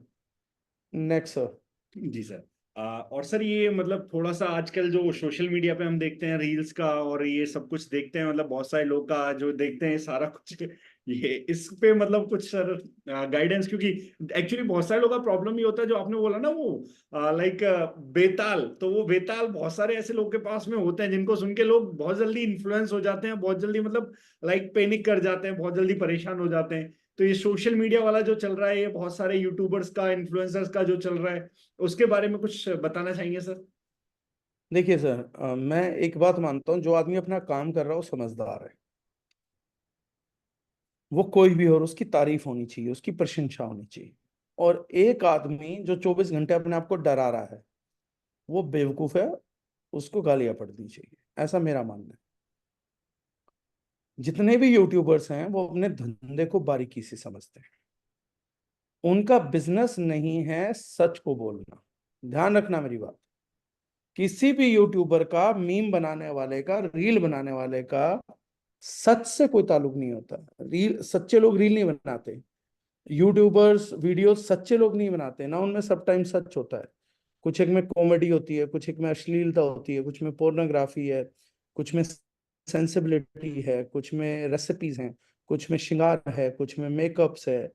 तो बहुत सारी चीजें हैं जो बन रही है, लेकिन वो सत्य नहीं है ना। अगर कोई लिपस्टिक बिंदी लगा के बोल रहा है कि आप बहुत सुंदर हो गए, तो सत्य नहीं है। आपका मेकअप हो गया जो आपको थोड़े टाइम के लिए सुंदर बना देगा, सत्य तो ये है। आप सुंदर नहीं हुए कहीं से कहीं तक, तो सत्यता का आधार नहीं है। ये जो लोग हैं, ये अपने काम को बारीकी से समझते हैं। इनका काम है व्यूज लेकर आना, रील को ज्यादा टाइम चलाना, अपनी मिलियन मिनट्स को, बिलियन मिनट्स को पूरा करना और उससे पैसा कमाना। तो ये लोग हमेशा वो सब्जेक्ट उठाएंगे जो पब्लिक से ज्यादा कनेक्टेड है। राजनीति, बॉलीवुड, हॉलीवुड।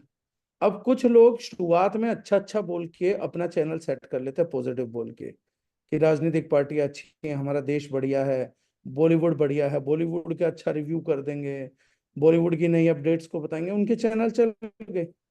जो बाद में आएंगे उनके पास ये चुनाव नहीं होता कि अपना चैनल चलाने के लिए कुछ अच्छा बोले, क्योंकि उसमें तो एक एरा, एक लोग एस्टेब्लिश हो चुके ना। तो अब ये लोग क्या बोलेंगे? अगर वो बोलेगा कि फाइटर मूवी अच्छी थी, तो ये बोलेगा, मैं मूर्ख मानता हूं उन लोगों को जो फाइटर मूवी अच्छे बोल रहे थे। जहाज कभी ऐसे उड़ते हैं, इतना उड़ता है, अरे तुम कैसी मूवी देख रहे हो, क्या देख रहे हो, इसका कुछ इंटरेस्ट नहीं है ना, इसे मूवी मेकिंग की अकल, ना मूवी की अकल, लेकिन इसको बोलना है। जैसे मैं नाम ले सकता हूँ, यहाँ पे एक बहुत बड़ा यूट्यूबर है, सबसे ज्यादा कमाने वाला, उस व्यक्ति का नाम है कैरी मिनाती। उसका स्किल सेट है गालियां देना। उसकी हाईएस्ट कैपेबिलिटी है सबको गालियां देनी, और वो सबसे ज्यादा व्यू करने वाला व्यक्ति है।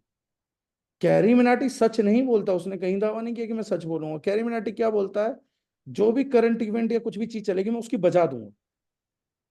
अब कैरी मिनाटी अगर एमएलएम की बजा रहा है तो मैं उसकी तारीफ ही करूंगा, कम से कम कैरी मिनाटी इसको एक मैसिव ऑडियंस का सब्जेक्ट मानता है। कैरी मिनाटी बेवकूफों के सब्जेक्ट पे नहीं बजाएगा, कैरी मिनाटी अंकुश मीना की नहीं बजाएगा, कैरी मिनाटी मेरी नहीं बजाएगा, मुकेश ढिंगरा जी की नहीं बजाएगा, नवीन गुप्ता जी की नहीं बजाएगा, कि वीडियो देखेगा ही कोई नहीं। लेकिन जो भी हॉट सब्जेक्ट है कैरी मिनाटी उसकी बेइज्जती करेगा, उसको बजाएगा। तो इससे एक चीज समझ आती है कि एमएलएम हॉट सब्जेक्ट तो बन चुका देश का। अब आप कह रहे हो कि हमारे ऊपर रील्स में मजाक बन रहा है, क्या बातें कर रहे हो? आप में से कितने लोग हैं जो एमएलएम के लिए पॉजिटिव रील्स डालते हो, सीरियस रील्स डालते हो, लेकिन आप भी वो देखना कहाँ पसंद करते हो? सोनू शर्मा एमएलएम का मजाक बना बना के हिट हुआ क्या? सोनू शर्मा रील डाल डाल के हिट हुआ, तब तो किसी ने नहीं कहा सर आजकल एमएलएम की रील्स बहुत चल रही है, देखो एमएलएम ने सोनू शर्मा जी को कहां से कहां पहुंचा दिया। उस चैप्टर को तो सब लोग भूल ही गए। हर्षवर्धन जैन जी को तो आप लोग भूल गए हो। सुरेंद्र वत्स जी के बिलियन व्यूज तो आप लोगों को याद ही नहीं है। तो वो आप याद थोड़ी ना रखते हो, लेकिन हाँ, दो चार बेवकूफ रील्स बना देंगे, उनको आप ही लोग तवज्जो दे दे के बड़ा कर देते हो कि भैया इन्होंने रील कैसे बना दी। बना देंगे यार, इस देश में पागल आदमी है। गांधी, महात्मा गांधी नोटों पे छपा पड़ा है। क्या इस चीज की डिमांड करने वाले लोग नहीं है इस देश के अंदर कि इसको हटाओ और भगत सिंह को लगाओ? क्या गांधी जी की बजाने वाले लोग नहीं है इस देश के अंदर? क्या इसी देश ने उनको राष्ट्रपिता का दर्जा नहीं दिया? और क्या इसी देश के नागरिक ने ये आरटीआई नहीं डाली थी कि वो राष्ट्रपिता हैं कि नहीं? ये किसने कहा? वो कोई रशियन ने थोड़ी ना डाली थी, यूएस वाले ने थोड़ी ना डाली थी। तो मैसिव सब्जेक्ट है सर, कम से कम मैं यूट्यूबर्स के लिए पॉजिटिव बोलूंगा, चाहे वो एमएलएम का मजाक बना रहे हैं, कम से कम आदमी काम पे लगे हुए हैं। मैं उन नेटवर्करों को बेकार बोलूंगा जो ऐसी रील्स देख रहे हैं, दिमाग लगा रहे हैं, और ये भी सोच रहे हैं कि ये कब रुकेगी। अगला आदमी दिन रात अपना काम कर रहा है, वो तुम्हारे सब्जेक्ट को छोड़ के अगले सब्जेक्ट में निकल भी चुका। आजकल ध्रुव राठी जी किस लिए फेमस है? Anti BJP. बीजेपी की बजा बीजेपी के बजाने के लिए। उसने पता नहीं कब रील बनाई थी, कब आगे बढ़ चुका, लेकिन तुम अटके पड़े हो ध्रुव राठी पे। अब बीजेपी का क्या कर लेगा? आजकल बीजेपी हॉट शॉट है, तो ध्रुव राठी ने बीजेपी की बजा ली, उसके लाइक्स मिले। अब मुझे कोई कहेगा ध्रुव राठी बेवकूफ आदमी है, मैं तो कहूंगा जीनियस आदमी है।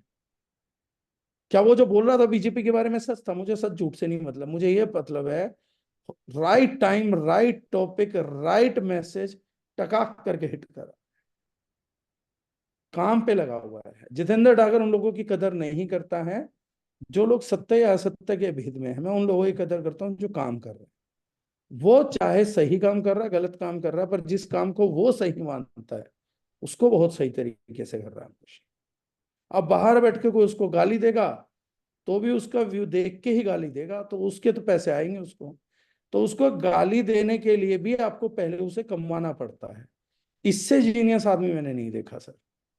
तो मैं यूट्यूबर्स को या इनको पर्सनल प्लेटफॉर्म पे खूब बधाई दूंगा, खूब लाइक दूंगा। बहुत से लोगों ने मेरे कमेंट्स को भी बहुत जगह कहा सर आप रील शेयर कर देते हो, वीडियो। एक आदमी काम पे लगा हुआ बढ़िया काम कर रहा है, मैं तो उसको अप्रिशिएट करूंगा, व्यूज लेके आ पा रहा है।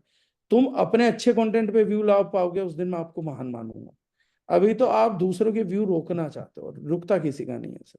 वो कंटेंट डाल रहा है तो हो रहा है। तो इन मीम को सच मान के चलने वाला एक दिन व्यक्ति ने मुझे कहा, डायरेक्ट सेलिंग ये वही इंडस्ट्री है ना सर जिसको पता नहीं किस कॉमेडियन का नाम लिया कि उसने रोस्ट किया था। डायरेक्ट सेलिंग ये वही बिजनेस है ना? तो मैंने बोला ये तो पता नहीं मुझे वो बिजनेस है नहीं, मैं तो सज्जन को नहीं जानता। लेकिन मैंने कहा अगर मैं सही समझ रहा हूँ तो वो बंदा है ना जो सीरियस सलाह कॉमेडियन से लेता है। तो चुप हो गया। सर अगर आप कॉमेडियन के डिस्कशन को सुन के निर्णय ले रहे हो तो आई एम सॉरी टू से आप कोई काम नहीं कर पाओगे। अगर आप कपिल शर्मा को सुन के करियर चुन रहे हो तो कोई करियर नहीं चुन पाओगे। वो तो मूड में सबकी बजाता है, सारी कम्युनिटी की बजाता है, सारे लेजेंड्स की बजाता है, सारी धर्मों की बजाता है, सारे फिल्म स्टार्स की बजाता है, क्योंकि वो उसका काम है। वो अपने काम से प्यार करता है और अपने काम के लिए कपिल शर्मा खुद की भी बजाता है। तो इसीलिए रील्स और व्यूज पे दिमाग लगाओगे तो नहीं, अपने काम पे फोकस करोगे तो ऊपर वाला आपको सक्सेस जरूर देगा। बहुत बढ़िया सर। सर लास्ट क्वेश्चन मेरी तरफ से, बाकी उसके बाद में किसी का होगा तो ले लेंगे, बाकी ऑलरेडी टाइम बहुत हो गया है। सर 2024 तक दार्जुक को अभी 6 साल कंप्लीट हुए रिसेंटली। तो दार्जुक अपना प्रोडक्ट एस्टेब्लिश कर चुकी है, और लाइक जो बात आप कहते थे मतलब कि लाइक दार्जुक के पहले का एरा, बाद का एरा नेटवर्क मार्केटिंग को डिफाइन करेगा दार्जुक, और एक अलग एरा के रूप में देखा जाएगा और इतिहास हम लोग बनाएंगे। तो यहाँ से सर आने वाले 2-3 साल में जो भी लोग दार्जुक को आज सीरियसली कर रहे हैं, जो भी लोग दार्जुक के अंदर नए अभी आए हैं जो सीरियसली करना चाह रहे हैं और कुछ बड़ा यहाँ पे करना चाह रहे हैं, तो उन लोगों के लिए आने वाले 2-3 साल को आप किस तरीके से देखते हो सर दार्जुक के अंदर? देखिए, मैं एक चीज में खुश हूं अंकुश जी की हम लोगों ने जो टारगेट डिसाइड किए थे वो हुआ। जब 2018 में हमने मिशन केमिकल फ्री की शुरुआत करी तो लोगों ने ये नहीं कहा कि ये अच्छा है कि बुरा है, डागर जी सच्चे हैं कि झूठे हैं। उन्होंने फिर वही बात बोली जो लोग एमएलएम में बोलते थे, और इस बार एमएलएम वालों ने बोली कि डागर जी मिशन केमिकल फ्री की बात कर रहे हैं, ऐसा कुछ होता ही नहीं।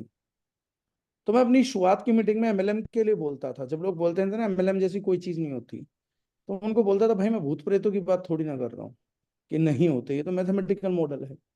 ऐसे ही 2018 में फर्स्ट स्टेज आई कि ये कुछ होता ही नहीं है, केमिकल फ्री जैसी कोई चीज होती ही नहीं है। तो मैंने कहा कि एक स्टेज है, 2-1 साल काम करेंगे तो ये स्टेज बदलेगी। तो मैंने पहले ही लोगों को बोला कि इसके बाद लोग पता क्या बोलेंगे, केमिकल फ्री तो होता है पर डागर जी नहीं कर पाए, झूठ बोल रहे हैं। तो दूसरी स्टेज हमारी वो आई, 2018 से 20 तक चली।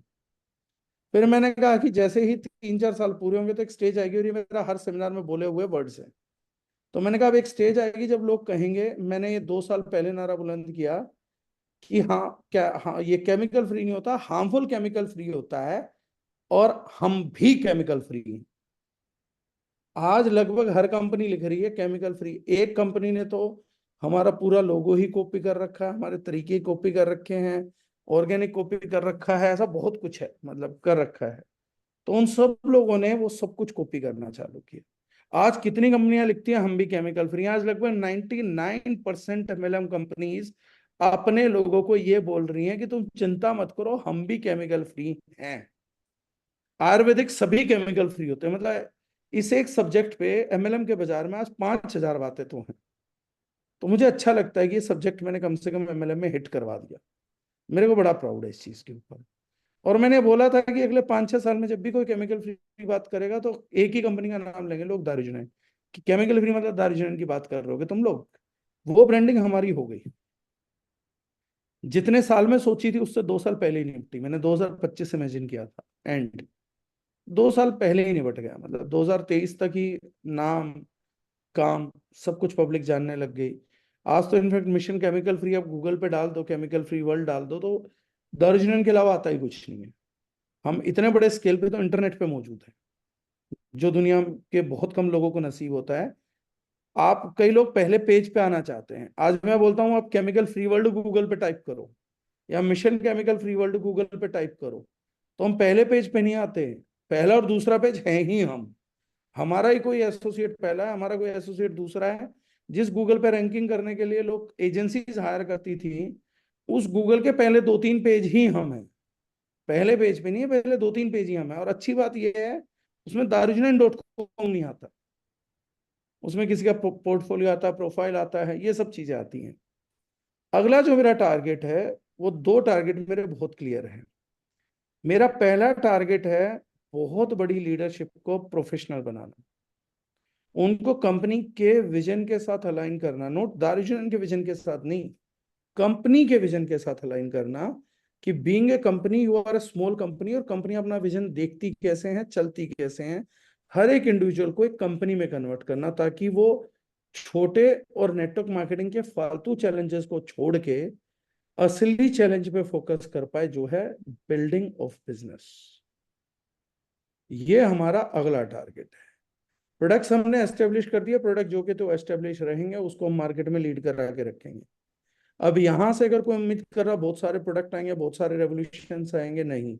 अब अपग्रेडेशन जरूर आ जाएंगे, लेकिन अब हम टिकने वाले हैं, क्योंकि अब हमारा नेक्स्ट प्रोडक्ट लाइन पे काम चालू हो चुका है। पिछली प्रोडक्ट लाइन ने तो हमारी इन्हें बाजार में तबाही मचा रखी है, हमारे कॉम्पिटिटर के घुटने टिकवा रखे। हैं। अब हमें अगली फोर्स पे काम करना है, वो है वो लोग जो दारूजन को दिलो जान से चाहते हैं, मेहनत करना चाहते हैं, उनके थॉट लेवल को बिल्कुल ठीक उसी तरीके से अलाइन करना जैसे किसी बिजनेस ऑर्गेनाइजेशन के ओनर का थॉट लेवल होता है। उनको ये रिटेलर माइंडसेट से बाहर निकालना, छोटी कमाई के माइंडसेट से बाहर निकालना, दिहाड़ी की माइंडसेट से बाहर निकालना, इस माइंडसेट से निकाल के एक बड़े माइंडसेट के अंदर स्विच कराना पहला काम है। और दूसरा, उनको वो एजुकेशन देना ताकि शिफ्टिंग के दौरान वो अपनी फाइनेंशियल लाइफ को हार्म ना कर ले। ये दो काम बड़े इंपॉर्टेंट है जो नेक्स्ट स्टेज पे करने हैं। और अगले 3 साल के अंदर जो मेरा बहुत पुराना सपना है जिसको इम्प्लीमेंट करना है एमएलएम के अंदर, वो है interview based direct selling recruitment. हर कोई आगे चल के, ये नहीं कि मैं दारूल यूनियन का एक फॉर्म भर सकता हूँ, मेंबर बन सकता हूँ, एक फ्री आईडी लगा दीजिए मैं भी दारूल यूनियन में मेंबर हूँ, एक 40 रुपए का साबुन खरीद लिया जी मैं भी D9 कर रहा हूँ। डिस्ट्रीब्यूटर बनो तो डिस्ट्रीब्यूटर की तरह बनो, तमाशे ना करो। तो अगले 3 साल के अंदर इंटरव्यू बेस्ड प्रोसेस को लाने का मेरा मूड है। इंटरव्यू बेस्ड डिस्ट्रीब्यूटरशिप दें, अपने प्रोडक्ट को, अपने लोगों को इतना एस्टेब्लिश कर दें कि आज से 3-4 साल बाद कोई दारूजन प्रोडक्ट की डिस्ट्रीब्यूटरशिप लेना चाहे तो ठीक जैसे ट्रेडिशनल में होता है यहाँ पर भी हो, थोड़े से बड़े आकार में हो। तो वहां पहले आप फॉर्म भरते हो, बाकी चीजें करते हो, आप चीजों को बोलते हो, दूसरों के अगेंस्ट कॉम्पीट करते हो, तो जाके आपको वहीं मिलती है। जब तक एमएलएम में इंटरव्यू बेस्ड रिक्रूटमेंट नहीं होगा, उन 395 लोगों से आपका छुटकारा नहीं होगा। आपको पहले जैसे 1000 में से 5 का कल्चर था ना खुशी, दोबारा 1000 से 5 के कल्चर पे लौटना पड़ेगा। ये पहली कंपनियों की मूर्खता थी जो वन टाइम सेल के लिए सबको भर्ती कर रहे थे। रिटेल प्रोडक्ट की सेल के लिए आपको सबको भर्ती नहीं करना सर। एक्चुअली में एक आदमी के सर्कल में 200 लोग होते हैं, 1000 में 5 लोग जोड़ोगे तो बाकी 200 लोगों तक वो बात पहुंचा देंगे। 1000 में से 5 लोगों को भर्ती करके ही ये बिजनेस मुकम्मल होगा। ये पुराना कल्चर था, है और फ्यूचर में रहेगा। तो यही अगला थॉट लेवल है। इन दो चीजों पे दारूजन अब काम करना चाहती है ताकि हमारी क्वालिटी ऑफ प्रोडक्ट के साथ डिस्ट्रीब्यूटरशिप का भी क्वालिटी हम प्रोडक्ट की क्वालिटी की टक्कर में लेके आ जाएं। अभी क्या है कि दारूजनाइन के पास ना बोलने वाला प्रोडक्ट तो दारूजनाइन का है, लेकिन बोल सकने वाले जो प्रोडक्ट हैं वो मुझे लगता है हम किसी लोकल कंपनी के लेके आए हैं जहां जहां से वो प्रोडक्ट आए थे। सारे प्रोडक्ट हमारे अपने नहीं है ना, कुछ हमने सोर्स कर रखा, लेबल ही बदला उनका। तो ये वो प्रोडक्ट नहीं है जो फिजिकल है, ये वो प्रोडक्ट है जिनके मुंह लगे हुए हैं, कान लगे हुए हैं, आंख लगी हुई है। ये प्रोडक्ट बहुत विभिन्न विभिन्न जगह से आए हैं ना बाजार के। तो वो पुराने लेबल हटा के हमने अपने नए लेबल तो लगा दिए, लेकिन इंग्रेडिएंट मुझे लगता है उनके अंदर पुराना ही है अभी।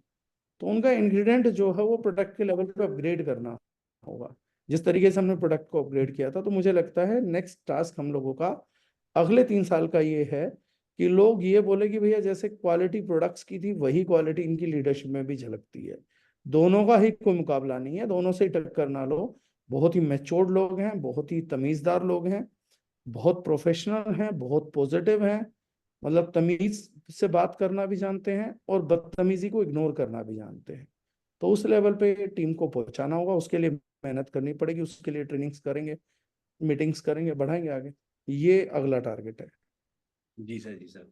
मतलब जितने भी लोग अच्छे से कर रहे हैं उनके लिए क्लियर मैसेज है, मोदी जी की तरह, कि जिस तरीके से दार्जिलिंग नाइन के प्रोडक्ट की क्वालिटी आज मार्केट में सब लोग मान रहे हैं, मतलब उसी तरीके से अगले 3 साल में लीडर्स की क्वालिटी और लीडर्स की लाइफस्टाइल और लीडर्स की लाइक थॉट प्रोसेस भी उस लेवल पे होगी जिसको लोग और पूरी इंडस्ट्री मान रही होगी, देख रही होगी।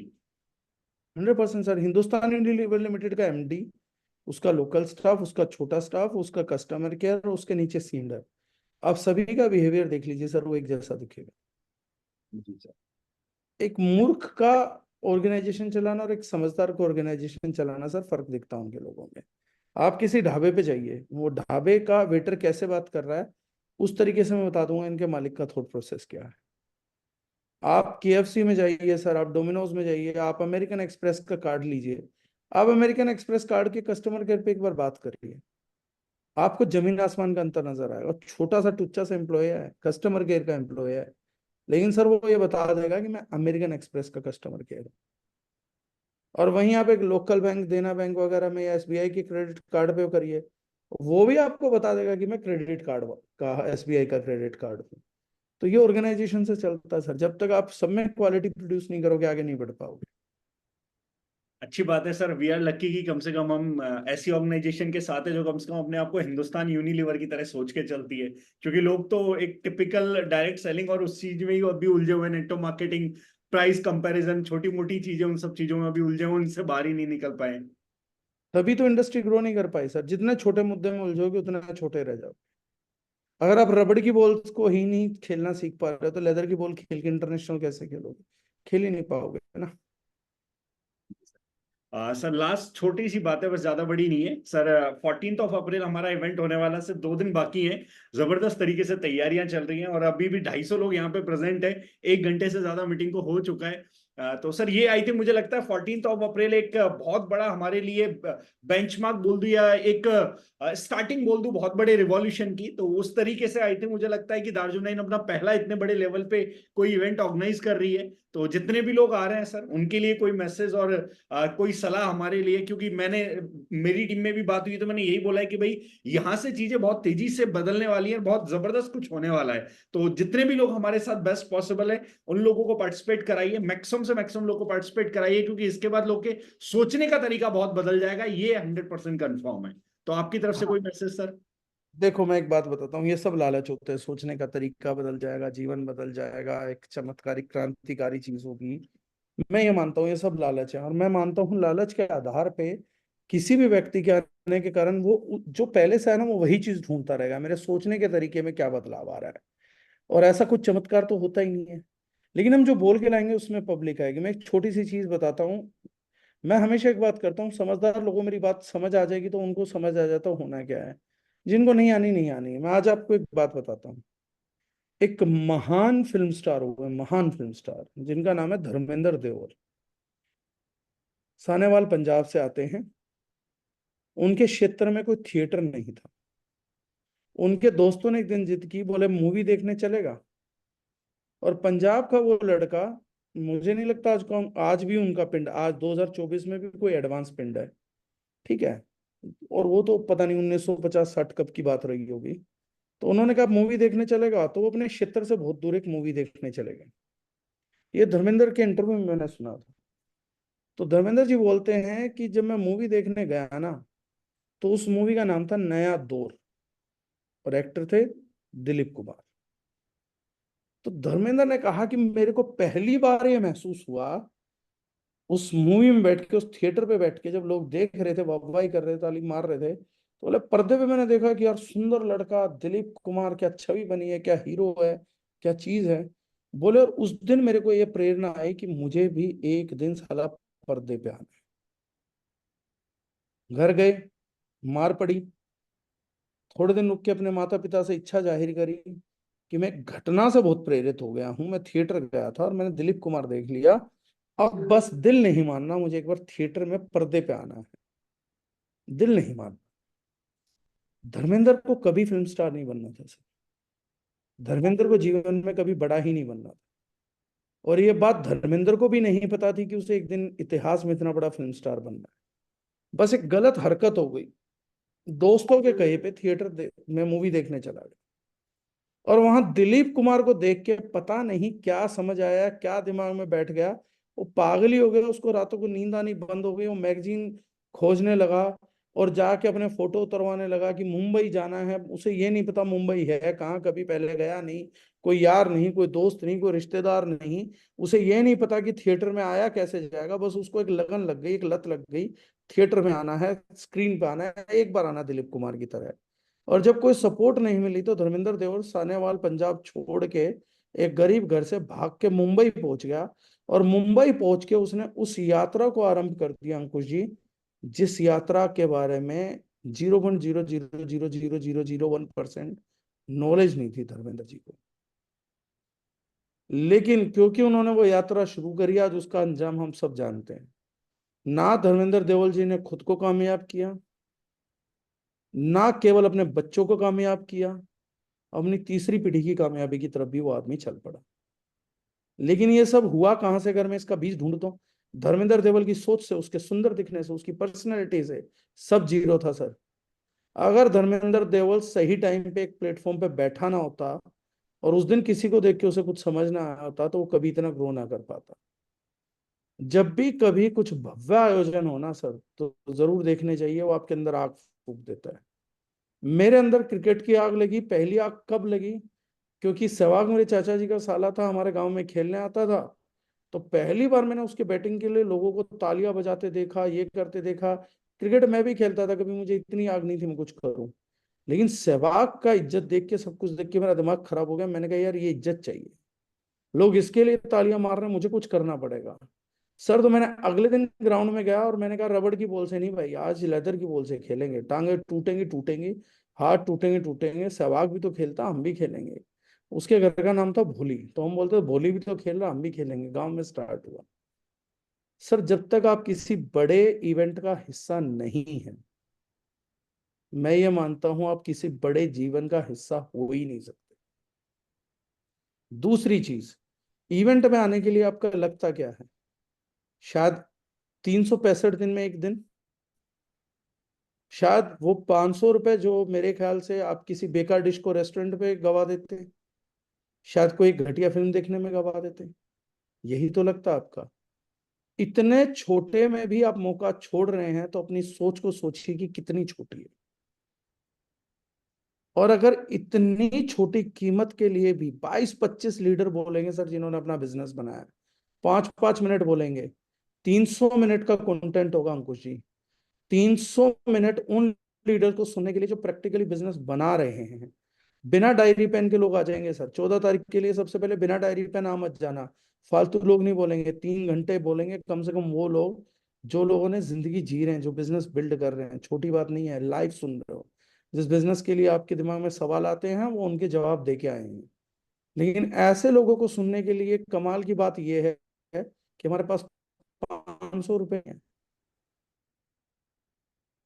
नहीं है हमारे पास, डायरी नहीं है हमारे पास, पेन नहीं है हमारे पास, पेशेंस नहीं है हमारे पास, धैर्य नहीं है। और सबसे बड़ी बात है, ये सब करने के लिए भी हमें लालच चाहिए कि भैया, कुछ लोगों ने बोला कि सर आप सैंपल जो देने वाले हो, ये 4-5 दिन पहले बताया। अगर पहले बता देते तो ज्यादा लोग आ जाते, ज्यादा पासेस आ जाते। जो हम सैंपल देंगे उसकी कीमत ही मेरे ख्याल से, जो हम लॉन्च कर रहे हैं, वो 700-800 रुपए के पार है। तो 500 हमने लिए नहीं, 800 रुपए का तो प्रोडक्ट किया जाएगा, रिफ्रेशमेंट अलग आ जाएगी। तो लोगों ने बोले बता देते थे ना तो पासेस बढ़ जाते हैं। तो मैंने कहा मुझे इस ऑडिटोरियम में ना 500 आदमी गवा रहा है, 2,500 में 500 आदमी आ जाए मेरे लिए पर्याप्त है। मुझे खाली चेयर दुख नहीं देती, लेकिन मुझे वो भरी हुई चेयर्स बहुत दुख हो देती हैं, जिनका मुझे ये पता हो कि पिछली सारी कुर्सियां ना मुफ्त का सैंपल और समोसे खाने के लिए इतनी दूर आए हैं। ये लोग तो कुछ सीखने ही नहीं आए। मैं खाली कुर्सियों से बात करना ज्यादा पसंद करता हूँ। मैं उस थिएटर में, उस ऑडिटोरियम में अकेला भी कुर्सियों से बात करके आ जाऊंगा, कम से कम गधों से तो बात नहीं कर रहा हूँ। तो अगर मैं ये लालच दे के बुलाऊं तो धिक्कार है ऐसे इवेंट को करने पे जिसमें लोग लालच की वजह से आ रहे हैं। मुझे भीड़ से कोई सरोकार नहीं है सर। इस देश की भीड़ 65 साल में सही सरकार नहीं चुन पाई, सही एमएलएम कंपनी क्या चुनेगी? तो मुझे इस भीड़ से कोई सरोकार नहीं है सर। और दूसरी बात, एक जगजीत सिंह साहब की गजल अगर समझ आए तो, वो बोलते हैं, जिस्म की बात नहीं थी उनके दिल तक जाना था, लंबी दूरी तय करने में थोड़ा वक्त तो लगता है। तो मैं उतना वक्त लेके निकला हूँ सर घर से एमएलएम को डेवलप करने के लिए। लोगों के दिलों तक जाना है सर, लोगों की तालियों तक नहीं जाना। कुर्सियां भरने का शौकीन आदमी नहीं हूं मैं, दिमाग भरने का शौकीन आदमी हूँ। आदमी 500 ही मिले, खाली कुर्सियां क्या कर लेगी, मेरा इंडस्ट्री क्या बिगाड़ लेगी? मुझे किसको वीडियो ले जाके बाहर चमकाना कि देखो इतनी भीड़ बैठी थी? मैं किसी से नहीं डरता। ना मैं चीजों से डरता हूँ, ना मैं अच्छे बुरे से डरता हूँ, ना मेरी कोई छवि साधु वाली है, ना मैं कोई महात्मा हूँ, ना मैं जूम मीटिंग्स में ये बोल के आ रहा हूँ कि यार मैं बहुत सीधा साधा ऐसा बंदा हूँ। नहीं भाई, कुछ नहीं है। इस लाइफ का बहुत ही मोर्टल आदमी हूँ। जिंदगी में और 25-30 साल बचे होंगे, जीऊंगा दबंगई से जीऊंगा, लोगों के साथ काम करूंगा, ढंग से करूंगा, खाली कुर्सियों से बात कर लूंगा, पर गधों से बात नहीं करूंगा, लालचियों से बात नहीं करूंगा। मेरी उनकी प्रायोरिटी है, मेरी भी अपनी है। उनको ये है कि हम सैंपल लेने के लिए आ जाएंगे, ज्ञान लेने के लिए नहीं आएंगे। तो उन्होंने कमर कस रखी है, मैंने भी कस रखी है। मैं ज्ञान देने के लिए बुला लूंगा, सैंपल देने के लिए नहीं बुलाऊंगा। मैं आए हुए लोगों को 500 में से 800 का सामान दे दूंगा, मुझे मंजूर है। मैं रिफ्रेशमेंट भी खिला दूं, मुझे मंजूर है। मैं खाली कुर्सियों से बात कर लूँ, वो भी मुझे मंजूर है। डेविड सर ने पूछा सर लास्ट का सेशन किसको दें, तो मैंने कहा मुझे दे देना। तो बोले सर 8 बजे 8:30 बजे लोग वापसी चले गए तो ज्यादातर। तो मैंने कहा खाली कुर्सियों से बात करने का मौका मिलेगा, कम से कम पॉजिटिव तो रहेंगी। मैंने कहा लेकिन लास्ट सेशन मुझे देना, जो चला गया वो चला गया। लीडरों को लोग सुने, मुझे भले ही ना सुने, मुझे चलेगा। क्योंकि मेरे लीडर भीड़ से बात करना चाहते हैं। जितेंद्र डागर भीड़ से बात ही नहीं करना चाहता। मेरे को तो रोप है, अगले 30 आदमी दे दो सर, और पूरा थिएटर दे दो। मेरी आवाज में अगर 1 इंच की भी ऊपर नीचे हो जाए बता देना, मेरे कंटेंट में ऊपर नीचे हो बता देना। मुझे 40 लोगों की कीमत ज्यादा है सर। मैं सारा गढ़ी की लड़ाई समझता हूँ। 21 सैनिकों ने 10,000 की ऐसी की तैसी कर दी थी। और मैं हल्दी घाटी की समझता हूँ, जहां 10,000 के आगे एक बार 1.25 लाख लोग भाग लिए थे। तो भीड़ में कोई गुण नहीं है सर, गुण है योद्धा में। तो वो जो चीज है सर, 14 तारीख को क्या फर्क पड़ता है भीड़ क्या है, भीड़ गिनने के लिए थोड़ी ना है मैं। मेरा टारगेट कुर्सियां गिनना नहीं है सर, ना लोगों के चेहरे गिनना है। मेरा है कंटेंट गिनना। तो जो लोग आप बोल रहे हो कि वो सोचेंगे जिंदगी बदल जाएगी, जिंदगी तो खाली कुर्सियों से भी बदल जाएगी सर। जिंदगी हमारी बदलेगी स्पीकर की, वो खाली कुर्सियों से बात करके बदल लेगा। तो जितने भी लोग आ रहे हैं वो ठीक है, जिसको इतना समझाना पड़े ना 500 रुपए के पीछे, तो अंकुश जी वो आदमी ना समझ है जो समझा रहा है। वो तो समझदार है जो डिसाइड करके बैठा, वो ना समझे जो समझा रहा है। इसीलिए मेरा एक भी फोन किसी के पास नहीं आया होगा कि वो नंबर्स बढ़ाओ, नंबर्स बढ़ाओ, नंबर्स बढ़ाओ। ऑल दो परमात्मा की दया से ये इवेंट हाउसफुल है। लेकिन मैं ये कह रहा हूं अगर इसकी आधी कुर्सियां भी खाली होती, मेरा फोन तब भी नहीं आता। मूर्खों की भीड़ से समझदारों का नीड काफी होता है सर। 5 पांडवों को चुन लो। लोग बोलते हैं पांडवों ने कृष्ण को चुना था, कृष्ण का नहीं देखा आप लोगों ने। उसने भी अक्षुणी सेना नहीं सुनी सर, 5 पांडव चुन लिए थे। उसे पता था खेल ये 5 ही कर देंगे, अक्षुणी सेना से नहीं होना खेल। तो सर अगर दुनिया आपको कृष्ण चुन रही है, आपका भी फर्ज है पांडवों को चुनो, गधों को मत चुन लेना। पता लगे कि आप इतने इनसिक्योर थे कि आपने पांडव और कौरव एक ही जगह बैठा दिए, तो युद्ध छिड़ जाएगा, आपका सेशन नहीं हो पाएगा। तो इसीलिए किसी प्रकार का कोई लालच नहीं है बॉस। अगर कोई सुन भी रहा है तो कोई लालच नहीं है, सैंपल के चक्कर में बिल्कुल मत आना। मुझे पता लग गया तो हो सकता है सिर्फ आप ही को ना दूं। समोसों के लालच में मत आना, सैंडविच के लालच में मत आना, जूस के लालच में मत आना। अगर किसी को डायरी पेन लेके उन लोगों की 200 मिनट की कदर हो जिन्होंने इस बिजनेस को जिया और कामयाबी हासिल करी है, तो जरूर आओ। क्योंकि उनके पास जीवन का सार्थक अनुभव है जो वो आपको बिना किसी भाव मुक्त बांट रहे। आप समझते हैं आप उनकी ट्रॉफी के लिए तालियां बजाने आ रहे हो। सर एक आदमी ये बता रहा है मैं कामयाब कैसे हुआ हूं, इसकी कोई कीमत नहीं है खुशी जीवन में। अगर किसी का छोले कुलचे बहुत बिकता है और वो आदमी ये कहे कि 500 रुपए लेके मैं तुम्हें छोले कुलचे में डालता क्यों ये बता रहा हूं, और कोई आदमी कहे ये सीखने के लिए भी इसे 500 रुपए देने पड़ेंगे, तो उस आदमी को जलते तवे पे डाल दो मुंह के बल। ये आदमी जीने का अधिकारी नहीं है। तो ये बात बहुत अलग है सर। जिसकी समझ आ जाए ठीक है, जिसकी नहीं समझ आए ठीक है। अब वो भव्य आयोजनों का पार्ट नहीं बनना, मत बनो। परमात्मा को बोलो कि मुझे कभी बड़े इवेंट का पार्ट मत बनाना। वो तो 24 घंटे एक बात बोलता। हम ईबीएस में एक बात बोलते थे। लोग बोलते हैं आपकी जबान पे 24 घंटे में 1 मिनट के लिए सरस्वती आती है। मैं एक बात बोलता हूँ, आपकी जबान पे 24 घंटे सरस्वती होती है। और वहां से एक ही चीज चल रही होती है ऊपर वाले की, तथास्तु तथास्तु तथास्तु तथास्तु तथास्तु। आप बोल रहे हो मुझे भव्य आयोजनों का पार्ट नहीं होना, परमात्मा बोलता तथास्तु। वो ये नहीं बोलता कि कुर्सी पे नहीं होना कि स्टेज पे नहीं होना। वो बोलता मुझे एक बड़े इवेंट का पार्ट नहीं बनना। गॉड कहता गुड, गिवन। तू आज के बाद कभी किसी बड़े इवेंट का पार्ट नहीं बनेगा, ना स्टेज पे ना कुर्सी पे, तथास्तु। तो ये अलग अलग गलत फहमियां हैं सर। बहुत से लोग तमिलनाडु से आ रहे हैं, बहुत से लोग कर्नाटका से आ रहे हैं, बहुत से लोग महाराष्ट्र से आ रहे हैं, बहुत से लोग मध्य प्रदेश से आ रहे हैं, बहुत से लोग त्रिपुरा से आ रहे हैं, बहुत से लोग गुवाहाटी से आ रहे हैं। 40-50 लोग कलकत्ता से आ रहे हैं एक टीम के। उसके अलावा भी मेरे ख्याल से 70-80 लोग हैं, बनारस से लोग हैं, मेरठ से लोग हैं, आगरा से लोग हैं, जयपुर से लोग हैं, कोटा से लोग हैं, बूंदी से लोग हैं, पंजाब से लोग हैं, लुधियाना से लोग हैं, जालंधर से लोग हैं, एटावा से है, आगरा से है, लखनऊ से हैं, बस्ती से हैं, छत्तीसगढ़ से हैं। पागल थोड़ी ना सर, इतनी दूर दूर से बेचारे ट्रेवल करके दिल्ली पहुंच रहे हैं। और इन्हीं लोगों की ट्रेवलिंग मुझे ये बताती है, लोग पूछते हैं आप लोगों को चुनते कैसे हो, ऐसे जो अपने बिजनेस के लिए इतने धक्के खाने को तैयार है ना साहब, वो जान पे खेल जाएगा। तो इसलिए क्यों समझाना हमको जी, जिंदगी बदलेगी नहीं बदलेगी वो तो पता ही लगेगा, वो तो करके ही दिखाएंगे। तो बड़ा सिंपल है सर, बड़ा सरल है, लालचों से नहीं, आदमी सोच से बड़ा होता है, लालच से बड़ा नहीं हो सकता। जी सर, जी सर। तो आप तो खैर क्लासेस हम देंगे भी नहीं, नए वो तो हम बोल चुके हैं।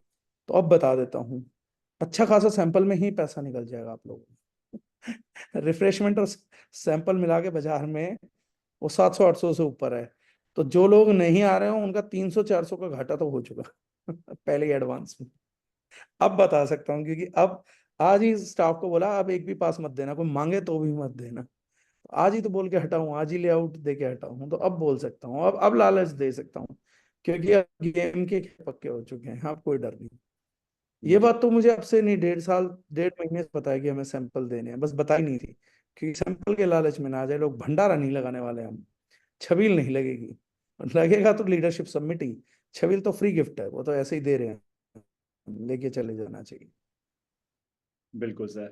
तो thank you so much sir, इतनी सारी बातों के लिए, इतनी सारी चीजों के लिए। एंड आई होप जितने भी लोग प्रेजेंट है सबको बहुत कुछ क्लियर हो गया होगा, और सभी लोग जबरदस्त तरीके से अपने बिजनेस को बिल्ड करने में लगे हुए हैं सर। तो डेफिनेटली सर इसको जबरदस्त करते हैं। बाकी 14 अप्रैल का बेसब्री से इंतजार है। बाकी किसी को कोई सवाल अगर किसी का रह गया, कोई सीनियर अपना पूछना चाहे तो जरूर हैंड रेज कर दे, तो मैं अनम्यूट कर दूंगा। और वैसे काफी टाइम हो गया है और ऑलरेडी बहुत सारी चीजें हो गई, लेकिन फिर भी अगर किसी का है तो कर सकते हैं सर। 5 मिनट है सर अपने पास। मेरे पास तो पूरी रात है सर। अरे sir, thank you so much. मुझे तो काम करना है सर, मुझे काम से बहुत प्यार है। जी डॉक्टर प्रेजात त्रिपाठी जी। जी सर, मैं अनम्यूट कर देता हूँ। जी डॉक्टर सर।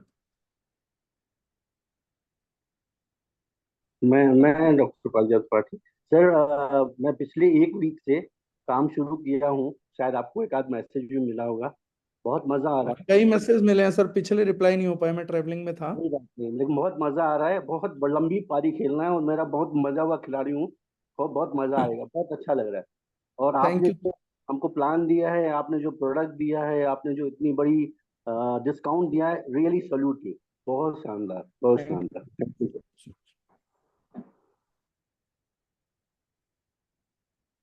जी सर। ठीक है अंकुर। बाकी ऑलमोस्ट हो गया है सर, 1.5 घंटे का सेशन ऑलरेडी हो चुका है। किसी का कोई क्वेश्चन है नहीं, दो लोग का हैंड रेज है, लेकिन yes. Baby Sharma madam. Yes sir. जिनका वीडियो होना उनका तो आपने कमिट किया हुआ, आप पीछे नहीं हट सकते। जी सर। सर नमस्कार। नमस्कार मैम। सर इतना अच्छा सेशन रहा आपका, मन गदगद हो गया। और धन्यवाद मैम। इतना अच्छा प्लेटफॉर्म मिला है सर, तो दिल से शुक्रिया करना चाहूंगी। और सर मैं एक ब्यूटिशियन हूँ, तो हम लोग ना केमिकल यूज करते हैं।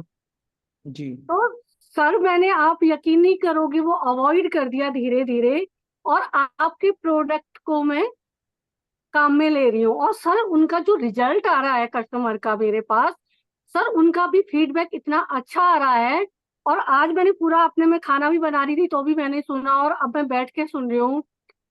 सर ईमानदारी कहीं नहीं मिलती जो मुझे यहाँ मिली। और मैं ईमानदारी के साथ में काम करती हूँ। थैंक यू मैम, और थैंक यू।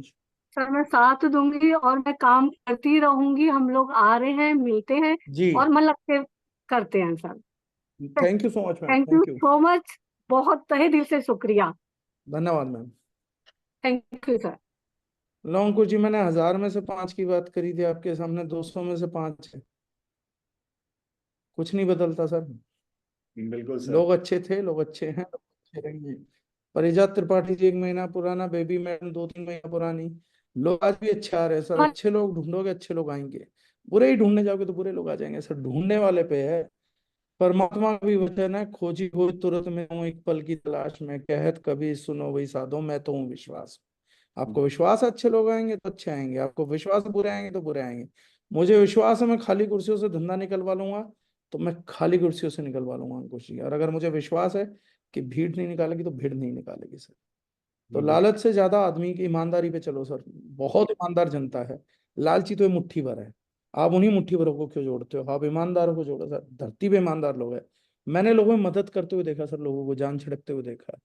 मैंने कश्मीर से कन्याकुमारी तक परिवार बनाए, इसलिए मैं कीमत जानता हूँ। मुझे तो लोग बोलते थे कश्मीर में आतंकवादी रहते, मैं तो वहां घर बनवा के आया था अपने। आज भी कश्मीर का कोई डिस्ट्रिक्ट ऐसा नहीं होगा जहाँ पे एक घर ना हो मेरा, जहां बोलूँ वहां। तो ये बहुत पुरानी बातें हैं सर, क्या अनुसी बातें नेगेटिव की। राम गुप्ता जी, आपको सर 2 बार अनम्यूट करने का ऑप्शन दिया, अगर आप कुछ कहना चाहते हैं प्लीज सर, क्योंकि फिर सब लोग निकलेंगे, मेरे पास तो पूरी रात है, सबके पास नहीं है। सर को बहुत बहुत धन्यवाद सर। आपको भी और सर। सर बहुत बड़ा हमें प्लेटफॉर्म मिला है ना। और मैं सर आपके साथ तन मन धन से हूँ, साथ में हूँ सर। अच्छा मैं भी लगा। सर तन मन धन। You are a great leader sir, है ना। Thank you so much sir. हाँ, और बहुत ही आपके अंदर एक साधुवाद है सर, कि पांडवों को चुनो। यह शब्द मुझको बहुत अच्छा लगा सर, है ना। धर्मों हमको को भीड़ चुन के जमा नहीं करेंगे क्या करनी। सर? अधर्म के साथ खड़ा होना पड़ेगा, अधर्म के साथ खड़े होने की प्रवृत्ति नहीं दी। जी पहले सर। परमात्मा ने नहीं दी, फिर माँ बाप ऐसे मिले उन्होंने दी नहीं, तो लालची कितना भी हो पता नहीं, मेरा दिल ही नहीं मानता उनके साथ काम करने का। जी सर, जी सर, बहुत अच्छा लगा बहुत। हाँ सर। जी थैंक यू सर। ठीक है अंकुश जी, जी सर, डन सर, थैंक सवाल का एक का जवाब मैं जा रहा हूँ सर। आपने कहा था आजकल अच्छे लोग नहीं आते, आजकल बहुत अच्छे लोग आते हैं सर। बिल्कुल sir, done sir. Thank you so much right. Sir for your time. And बाकी लोग भी अपना चैट बॉक्स के अंदर फीडबैक शेयर कर सकते हैं। बाकी लोग भी चैट बॉक्स के अंदर अपने मैसेज ड्रॉप कर सकते हैं, जिन भी लोगों ने सेशन अटेंड किया है, कैसा लगा।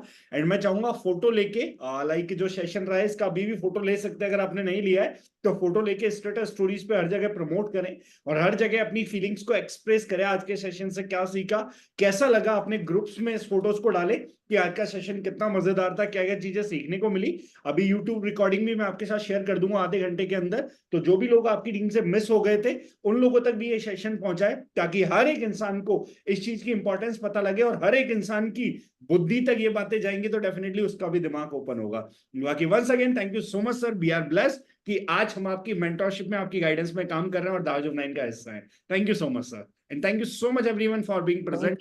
14 अप्रैल को मिलते हैं, मिलकर सेलिब्रेट करते हैं। Thank you so much. Done sir, ठीक है। Done sir, thank you so much sir.